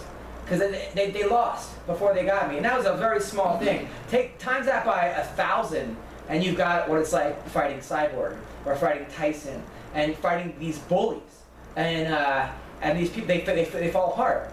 They fall apart. They get hit once, they go fuck. And there's the stuff that she's been behind the scenes and taken all this shit and all these pressures and lost some and come back, and then now she's endured the losses and become a better fighter as a result. A lot of people, they get beat out in their mind. You can't break her mentally. They would have quit. A lot of people would have quit. A lot of people would have said, you know what? I mean, she does construction during the fucking day. Yeah. She was the Invicta champion. Yeah. What other champions of organizations, which is the best female organization other than the UFC, in the world, and they got to work. I mean, I talk to people all the time, and like, you know, like it's like one of those things where anytime you make a living doing something you enjoy, you end up paying the price because everybody wants to do it. When you're younger, most 6-year-olds, they don't say, "I want to be an accountant," or unless their dad's an accountant, or they go, "Oh, what do you want to do? I want to do drummer. I want to do ad sales for a pharmaceutical company." You don't hear that from an 8-year-old, okay? But you will hear, "I want to be a fighter.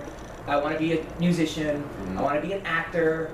I want to be a comedian." You know, the comedian's probably 4th on that list. I want to be Priest.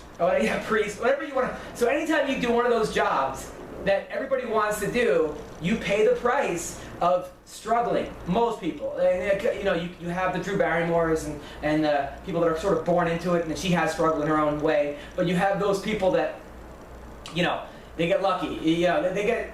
The Crystalia is a very funny comic, but his father's a huge producer. You get that helps. You can't say it doesn't help. It helps when you're Julio Cesar Chavez Jr. It helps. You probably wouldn't have got that point. Granted, he was a good fighter, a great fighter, but he wouldn't have gotten those breaks had he not been.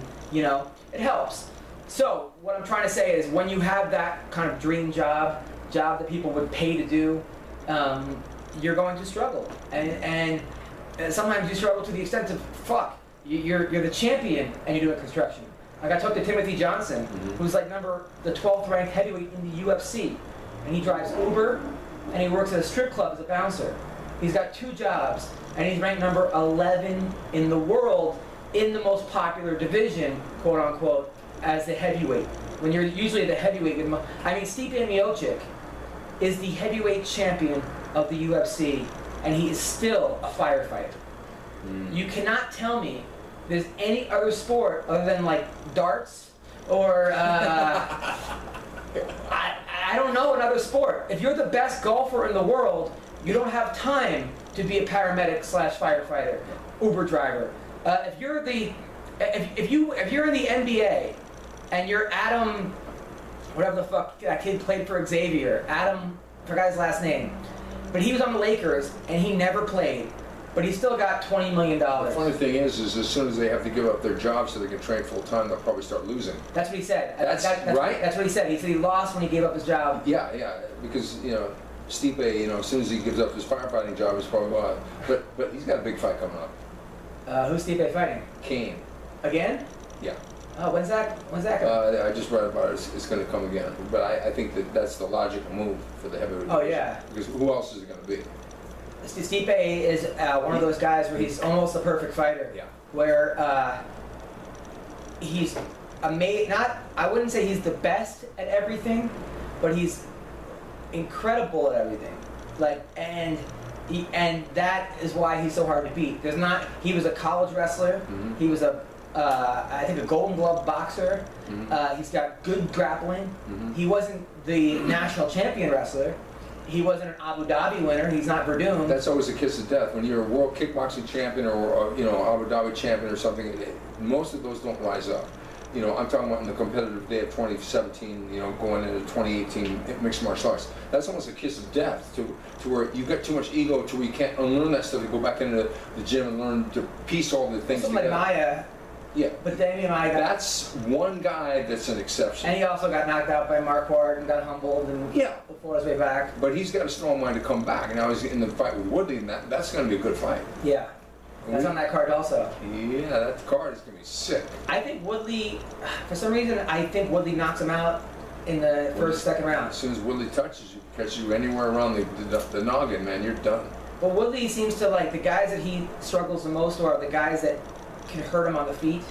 Yeah. Wonder Boy, yeah, being like he was kind of in some ways you gave too much respect to Wonder Boy. Not that he doesn't earn that respect, but he was a little gun shy. The second fight, more than the first. Right. The first fight, he beat the hell out of him. Whereas Maya, I don't think he fears at all on the feet. No, but that's where he's got to be careful, because if he goes head hunting with those punches, the duck under is really right there, and you're a wrestler, and you don't understand when a guy's punching at you. And then if you kick at the guy's going to try and scoop your leg. So damned if you do. And Maya is a good wrestler in his own style. He's not a collegiate style wrestler. He's a jiu-jitsu style wrestler. You know what I mean? I know what you mean. I think people used to say that also about Machida. Wrestlers said that Machida could have been a college wrestler based on, and that's the thing about MMA wrestling. Only there's hundreds of moves in wrestling, but thousands of moves even, but only like 10 you need to be good at, like a double leg, a snap down to a kind of a choke. I mean, a single leg off the cage, not even like a low single, the arm drag. I mean, but there's not like, you're not really throwing Japanese wizards in wrestling. You throw a wizard, but you're not throwing I mean, there's a lot of moves that just aren't, you're not starting from up and down. So let's say you have a great, you did a stand-up, but hitting a switch, okay, but you're not going to sit out turn in wrestling in MMA usually, or some of these other moves are not really, don't really translate. And plus the other guy can move around, whereas in wrestling, if the guy moves, just dances away from you, throws a, you can't throw a jab in wrestling. You know, I mean... But it makes sense for a guy like Maya or Machida would pick it up so fast, because you only need 10 moves, if that. I think this is the best Maya, and this is the best Woodley, so that's why this is such a great fight, because it's one of those things where it could go either way. But also, Woodley's the kind of guy that, when people doubt him is when he's dangerous. And I think that... Maya is the same way. Maya, yeah. He really is, because people, oh, you're going to get crushed by this guy, and then he goes and murders him. Yeah, right. I mean, look, Maya versus Gunnar Nelson was like, was it 2016 or something, or 20? But I don't know. Both those guys, like, I know Woodley didn't like getting booed in his last fight, though. I was there. That had to have... But he sucked it up, and he still fought with strategy, and people didn't like it, especially the boss, But contrarily, I think the main event, they're not going to have to worry about them engaging, in the rematch between Cormier and Jones. Right. So this week, let's talk about this week. I can't wait. Who do you have in that fight, Cormier or Jones? It's really hard to go against John Jones, but ... That's a long layoff, and his last fight wasn't that impressive against St. Preux. And he's had all the psychological stuff. He's been lifting, and that's not good. When a guy who's that fast and that cagey starts lifting weights, I don't like that. I think that this is the perfect storm for Daniel Cormier to take. He's got to make sure that weight cut is perfect. Right. So he can't be a little bit gaunt at all. But I think he's got the best shot, but it's really hard for me to go against John Jones, so I'm going to basically be on the fence. I was at the weigh-ins for the last fight, and based on that, I'm like, sometimes when Ronda first lost to Holly Holm, the weigh-ins, I called my dad, I go, let's put money on Holly Holm. I go, this girl is not right. You could just tell, she was like, oh, preacher's daughter my ass, fuck you, and it was just, something was off. And I saw the way that Cormier was in the weigh-ins, and he had so much energy and so mentally going insane. That I'm like, okay, he's gonna burn out. He's gonna burn out. We saw that with McGregor and Mayweather too. McGregor was so amped up that way. The other guy's relaxed, composed. He knows tomorrow is the time to get. And I told Cormier that. And he said, you're 100% right. That's exactly what happened the first time. I was in my head. You make the moment bigger than it is. Even though it's such a huge moment, it becomes bigger than just the fight. Sometimes you want it too much, so it puts too much pressure on yourself. You know this, you're a competitor. It happens in auditions, it happens in comedy, where it's like, I gotta kill. Not, I gotta tell a funny joke. Here's the setup. Pause, here's the punchline, pause, here's the tag, pause, let him hear it, enunciate, make eye contact, all the shit that I should be focused on, I gotta kill. I gotta have the end result. The end result is the most important thing. And when you do that, you're fucked. Because now you're not even putting in the time of, I got a jab, or I got a fucking double leg. What's that comedian, Stephen Wright? Stephen Wright, yeah. Do you think he gets Anthony? You know, I'm down here. He has some of the fun. He's fucking. It's a small world, but I wouldn't want to paint it. I mean, he just had some of the funniest. He was a guy who was ahead of his time. Yeah. And then. But he doesn't get amped up, and there's no pressure with him. No pressure with him. Zero. I mean, I think that works for him though. See, that works for him. Yeah, yeah. And I think Mitch Hedberg was a great example of somebody who was a derivative from Stephen Wright, but did it his own way. The other end of the universe is Sam Kinison. Oh yeah. Oh, he's great. He's like the opposite. There's got to be somewhere in the middle. Yeah. You don't want to, like you've seen it with Aldo, with McGregor. You know, he wanted it too much. He ran straight in. He got knocked out. But then there are guys that sometimes, like when Sam Alvey fights, or you're just like, man, when are you guys gonna start fighting? There's the people that are just too relaxed. I like the Nick Diaz performance against Anderson Silva in the fight because he saved the smack up until in the fight. Yeah. And I thought he did some stuff like the beach move and the whole thing. Yeah. And now that Anderson wants a rematch, well, I thought, wait a minute, why don't you just maybe go off the pasture a little bit? Yeah, Silva is a guy that, you know, I understand when you're that good. When you're that good at anything, and you're the best in the world, what it takes to be the best in the world, most people will never know. I'll never know. I mean, I want to be the best comic in the world. I'm probably not the best comic in the world. But when you're the best in the world at something, it just takes such linear focus that when you're no longer the best in the world, it eats you up. And a lot of these guys, they just can't leave on a loss, which is why you see BJ Penn still fighting, and Anderson Silva still fighting, and Roy Jones still fighting, and all these guys. It's like, what more do you have to prove? You've already proven it. You've given us everything you want. Spend time with your wife, your kids, open up a school, train other fighters, give back. And you can't tell any of those guys no, because they're going to say, oh, you don't know, you've never been there, you know. They should basically step away because they're going to get brain damage. But you look at, especially the Pride guys, you look at Mark Kerr losing his last like 4 fights, or Kevin Randleman losing like 7 out of 8. I mean, Baroni, I love Baroni, but his last, you look at his last, he's 1-9 in his last 10. You see these guys, Gary Goodrich, I mean, who has brain damage. You see these guys and you're just like, okay, man. Never quit becomes a curse. It becomes a curse because you have to know when to quit. But none of them ever do. I mean, who? Rocky Marciano? That's about it. He got killed in a car accident, a plane accident. He got plane. He was coming back home to train for a comeback. Yeah, that's the thing. And a lot of these guys, what happens is they go to the gym, and they do really well against some of these younger guys. It's an addiction. It's a psychological addiction. And it's also a paycheck. Yeah, of course, because like when Randy found out, well, they're gonna pay Fedor how much? The guy, it's hard to retire because it doubles and triples, and then you got, well, if I come back one fight, and then it's like dodging bullets for a living, or going back in one more drug deal, and I won't get caught, I won't get assassinated. Well, it's dangerous. Yeah, didn't you guys see Heat? Like Al Pacino had that girl. She was beautiful. Yeah. But Jens Pulver, another guy. And you know, I know Bellator can make money on these guys, and they're, you know, Vanderzee, Silva, Chaelson. You know, I don't mind it a little bit when they pair the old guys versus the old guys. Even though you're still taking punishment, for some reason it seems like it's less punishment. But when you see Yair Rodriguez versus BJ Penn, and you see some of these guys, you just, I don't know, it's not fun. For me, it's not fun. And Fedor against Mitrione. Yeah. I mean, he got clipped. And how many times before he decides, well, maybe not? I mean, who's he going to fight next? Gokhan Saki? I don't think so. Please don't do it. Right. You know? Yeah. I mean, you were the greatest of all time. Yeah. And you beat Mark Coleman in his prime. Yeah. Twice. And Mark Coleman, a primed, roided up Mark Coleman, you beat.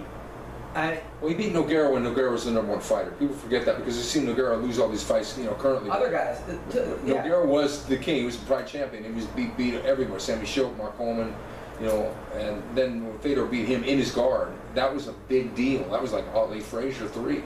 Yeah, it's crazy. I know people go, well, you know, people get mad at me, and they go, well, it's a paycheck. But look, Rashad Evans is a friend of mine. I love Rashad, but if he loses to Sam Alvey, maybe it's time, Rashad. You know, you're young enough to have a career, and it's a shame that I'm sorry that the UFC is bringing in Snoop Dogg to commentate when fucking Rashad Evans is right there, you know, or these other, or Jens Pulver.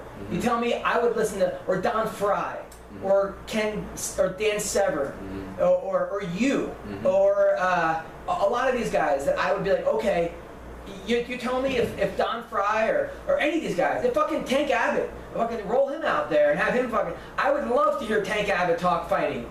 I mean, come on. Yeah, Tank Abbott's funny, but who knows where he's at now, because I haven't seen David for a long time.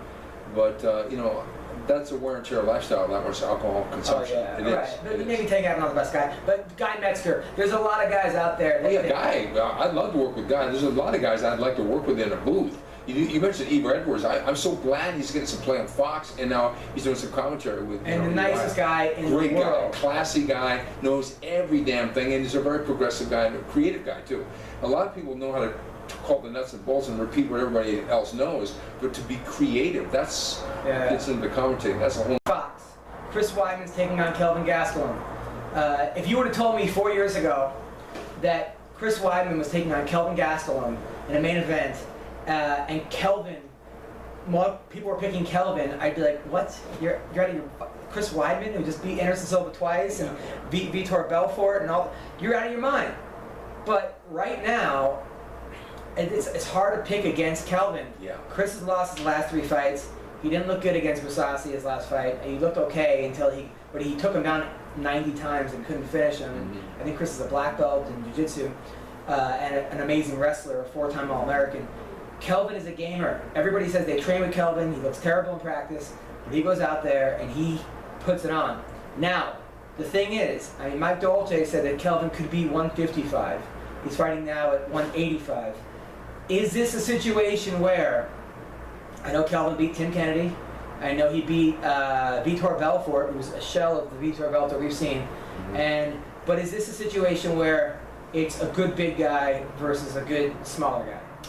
I think Kelvin should stick at 185 because he tried the weight cuts before, and forget 155, he couldn't make 170. I mean, he's a really tough guy. I think he's a magical fighter. I think he kind of reminds me of BJ Penn in his prime because he gets things done in a very original way. He's not the thing where textbook, this happens and he does this textbook move like everybody plans for it. He's the kind of guy when the switch goes on and he gets in the ring. A lot of people say, as you said before, in the gym he's not that impressive. But that's a good thing, because there's nothing worse, Adam, as you know, than a gym fighter who gets inside the ring or cage and falls flat. Yep. Kelvin's the opposite of that. Mike Pyle comes to mind, and nothing against Mike Pyle, he said it himself. He had obviously some amazing wins in the octagon, but people say in the gym, Mike Pyle beats everybody. Yeah. So do you pick Kelvin in this fight? Yes, I do. Over Chris Weidman? Yes, over Chris Weidman. That's both are friends of mine. Kelvin's been on the show. Kelvin's also a guy that I never met Chris, but he's a classy guy, a wonderful guy, and I picked him to beat Anderson the first time and the second time. I told Dana White, after watching Chris beat Tom, the guy that always had the funny entrances, Tom Lawler. And when he beat Tom Lawler in 1 round, I said, because I'm from Long Island, you heard the buzz about Chris Weidman. I said, Dana, there's this guy you have on your roster, and Chris, and Dana couldn't remember his name. And I go, no, Chris Weidman or whatever. Weidman, yeah. I go, this guy's going to be the champion. I told Dana that. Dana's like, okay, well, you know, he's a tough kid. And then I was right about him. Well, I think he's the only guy I've been right about. Yeah. But I don't like to predict fights, but I will. I'm like sodium pentothal, and people ask me a question, I'm going to tell the truth. Yeah. Of how I feel about it. Nunez, I've been right about her. Nunez, when she beat Jermaine Durandame, and she was it was even before the Sarah McMahon. I'm like, this girl could be the champion. Amanda Nunez, I called it, and then I still think Bellator, that the kid's going to be the champion. National Darion Caldwell is going to be the champion. He was a national champion. What about Michael Benham Page?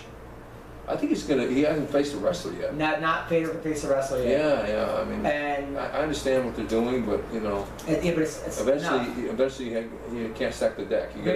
But he's pulling out of fights a lot. It's something a little weird. Injuries or I don't know what. The Paul Daly thing was supposed to happen, and that would have been Paul will test your chin. That's not going to be. See that fight.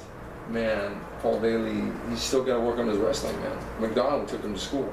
It's an MMA fight. It's not a chin versus chin fight. I know Paul Daly's one of those dudes who is always been exciting to watch. But you're right. You gotta.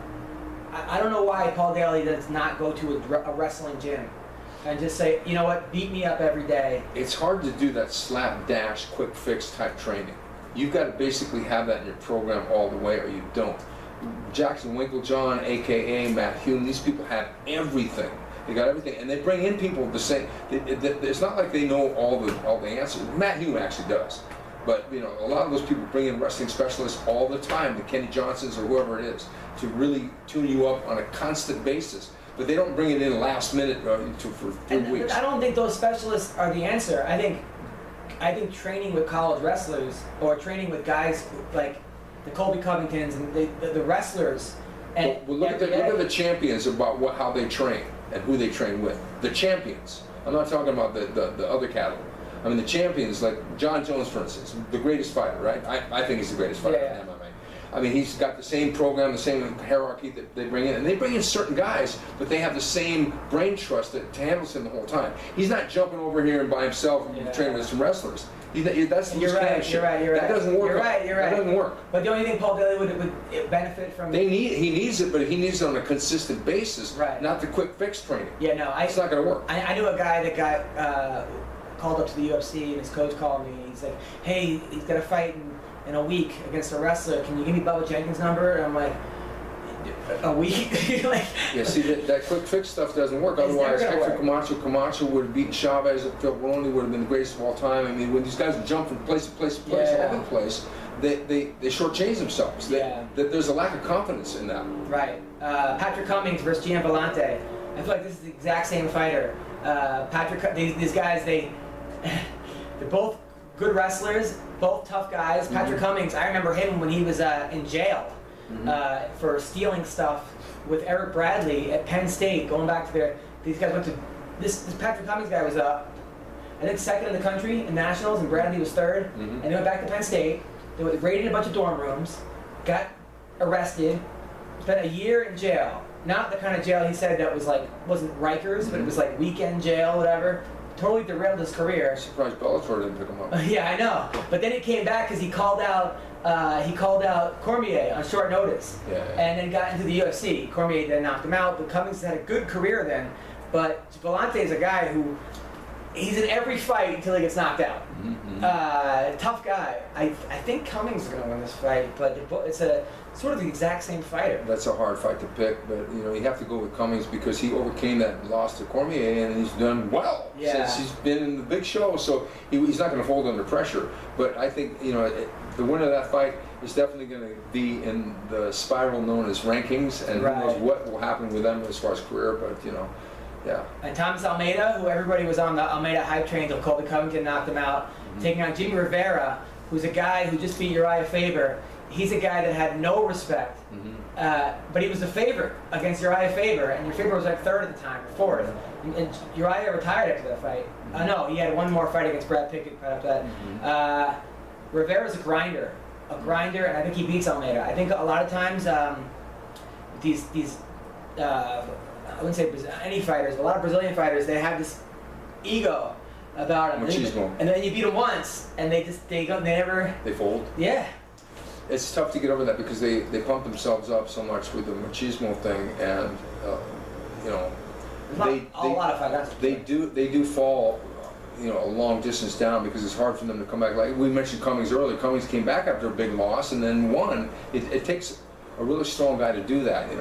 I think Cummings is coming up, but Cummings, it's funny though because these guys both have knockout power. I remember Cummings, he was living at Mayhem's house, and he was like telling me how crazy Mayhem was. Gee, really? Yeah, and I'm like, but like, who knew? So he beat John Blachowicz. He lost to Little Nog. Got knocked out in one round. I did not think he was going to lose to Little Nog. He got knocked out by Glover before that, and he lost to OSP. But he beat Cavalcante. All three of those guys are very tough guys, though. Yeah. They're like top 10 guys. So losing to them isn't a complete basket case situation. But then the other guy, Gian, who was a college football player at Hofstra, and he had another guy tough, but he got knocked out his last fight, I believe, to Shogun. a fight he was winning, or he was doing okay, but he lost to Alir Latifi, he lost to Tom Lawler, got knocked out of a fight he was winning, beat Anthony Parash, you know that guy, he's an old school dude, lost to Fabio, lost to OSP, to beat Derek Neiman, lost to Lorenz Larkin. Yeah, so it should be a good fight, this fight. You know, OSP is one of those interesting guys because I think that in his mind he's got a wall up. He can't go past a certain point because he looks so good. Because physically he's got all the tools, but there's something that happens where he hits a wall in his brain. He's also the best guy at his gym. That's also a problem. Yeah. He's the best guy at his gym, and it's like when you're the best guy at the gym, it's tough. Gym fighter. So this guy, this should be a good fight. Alex Oliveira, who just beat Tim Means, and he beat Will Brooks, a guy that he lost to Donald Cerrone. But that Will Brooks, that's a big win. Yeah, he didn't make weight. I think he's like. Yeah, I know that kind of qualifies it a little bit. Yeah, and that's the thing. I think if your opponent doesn't make weight by over 2 pounds, you shouldn't have to fight him, and you should get paid. Yeah. But that's not the case. There's a lot of things that aren't the case, like what they talking about, the Amanda Nunez situation where she didn't feel good or didn't feel good. You know, and I see both of the situations, but Chael said there should be a forfeit rule. You know, I mean, in other sports, if somebody gets sick, then you've got a team though, or you have to pull out of the tournament, and you know. I don't know what the penalty should be in a situation like that if you don't miss weight, but it should be something. Well, it just seems like a lot of these guys, the guy misses weight by 3, 4, 5 pounds. Yeah, that's your job. And then they fight him, and then they lose.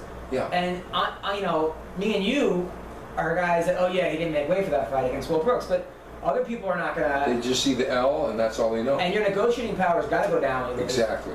So it's bullshit. There's Ryan LaFleur is taking on Alvar. LaFleur's a guy who.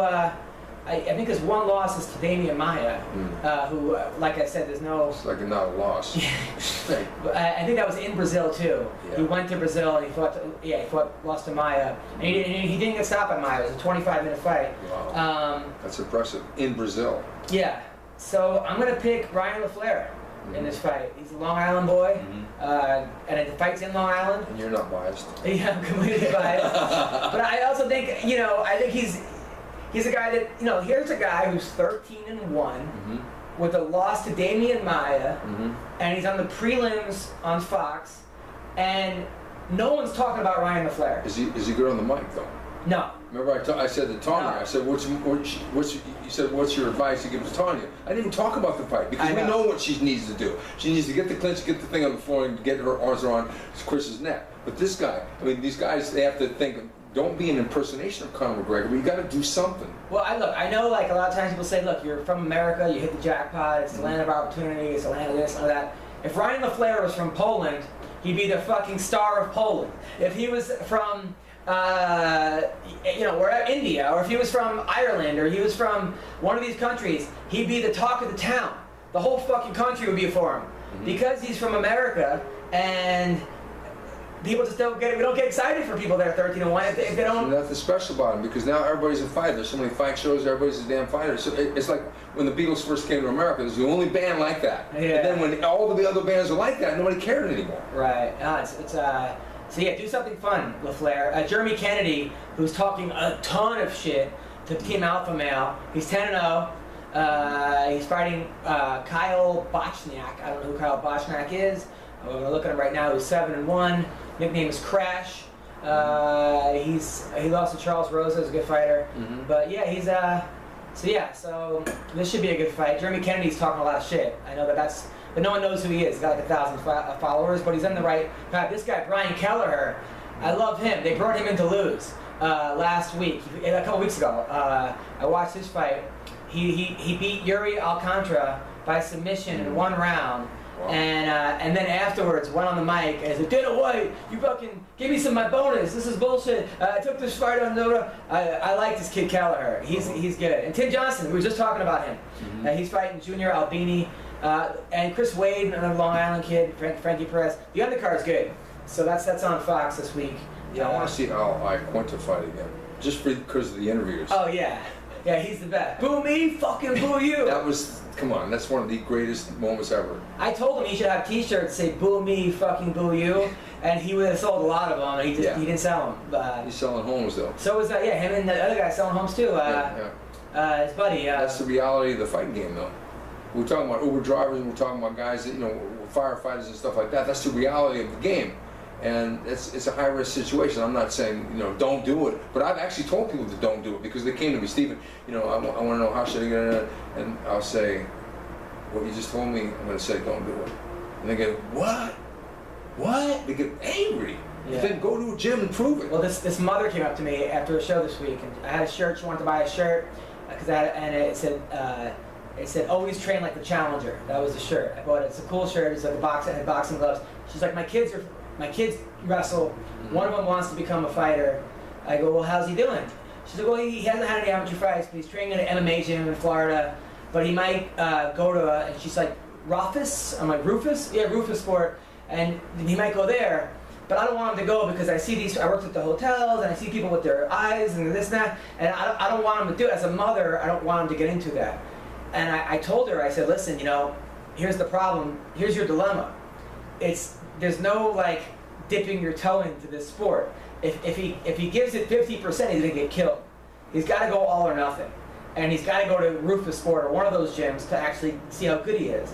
By you telling him not to do it, it's not one of those things. I mean, a lot of fighters have parents that don't want them to do it, and sometimes they overcome it, they hide it or wherever, they still do it. Yeah. If they're driven to do it, they're going to do it no matter what anybody says. A lot of times they have dissent, and that actually hurts them because it's very rare that go ahead and spar down there and get some you get your bell rung a couple times. That's not good for you. I met a girl. That's the opposite. I met this girl, and she was really bullied a lot. Her whole thing was she was bullied and bullied and bullied. She was a chubby young girl, and then her father. She liked Ronda Rousey. She met Ronda. Ronda met this whole thing with her. Then she hit me up and said, "Hey, I want to come on your podcast, tell my story. I'm really good at roasting people." And first of all, I don't really roast people on the podcast. I do it on Twitter, but it's a different way. And second of all, as someone who gets bullied all the time, you shouldn't be worried about roasting other people. Because you're bullying them. You're bullying them, and you don't like being bullied. And so then I saw her I ran into her in Kansas City, same girl, and her dad. And I go, how's it going? She's like, horrible. I just got the crap beaten out of me in school. Some girl, she saw me and she beat the crap out of me, and it was terrible. And I saw her dad, and her dad was like, well, what happens is, she didn't see it coming. My girl fights in the gym. This was a street fighter. That's why she lost. There's 100 things wrong with this. Number one, you shouldn't be fighting anybody. Yeah. Number two, you shouldn't be making excuses to why she lost, saying that you do MMA fighting versus street fighting. It's almost it was fucking bizarre. But I thought about it for a second. I picture an unhappy ending to that person. Yeah, because it seems like the father wants the kid to get into fighting or something, and the kid obviously just... I've seen that happen, and it's almost a form of child abuse, to be honest. Yeah. I coaching wrestling, there are sometimes look, I think every kid in the world can benefit from wrestling, boy and girl. I've never met anyone who has ever come to me and said, I wrestled and it was the worst thing I've ever done. Mm-hmm. It was always I wrestled for a year, I loved it, it taught me about character. There's nothing wrong that you can get out of it. But I have had situations where the kid does not want to do it, and the father is putting him into it, and the kid's just depressed. And if the kid doesn't want to be there, you can't force him to be there. And I've told parents, I'm like, listen, are you sure someone wants to do this? I had a kid, his father is a friend of mine, and he said, I want you to teach my son to play drums. So I said, okay. I went over there and they had a drum set and everything. So we got on the drums, and the kid was totally not into it. And I said, do you like playing drums? He goes, no. I said, why are you doing it? Because my dad wants me to. So I said, okay, let's go back inside. And I told his dad, I said, look, the kid's not into it. Yeah. I don't want to keep your money. Yeah, that's the thing. It's there's so many other things the kid can do. Yeah. Now, granted, I've had kids. I had a kid this year that he didn't want to do it every day. He's like, I want to quit. He was way overweight, and he went from crying every day in practice and crying in matches to taking second place in the tournament and had a big smile on his face and turned the kid's life around. Like, that's what I'm talking. That's great. I'm talking about the kid that's like, you just does not want to. I mean, running out of the room. Imagine you grow up and your last name is Gracie. Yeah. And you're 3 years old. What are you gonna be? Here's a gi.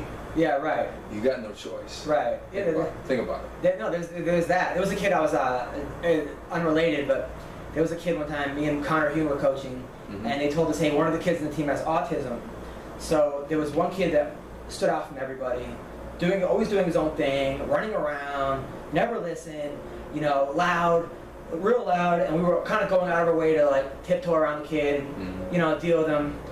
At the end of the season, we find out he doesn't even have autism. It was another kid that didn't know right from left. That kid was just being a jerk the entire time. Are you serious? Yeah. Oh my God. I wish you would have told us which kid had autism. We were trying to figure it out. It seemed like the one kid, that was like, the kid with autism was the most normal, polite kid, just didn't know right from left. Like you never would have. That's dark. Yeah, it was crazy. Yeah. But the other kid was just a lunatic. Anyway, that is our podcast.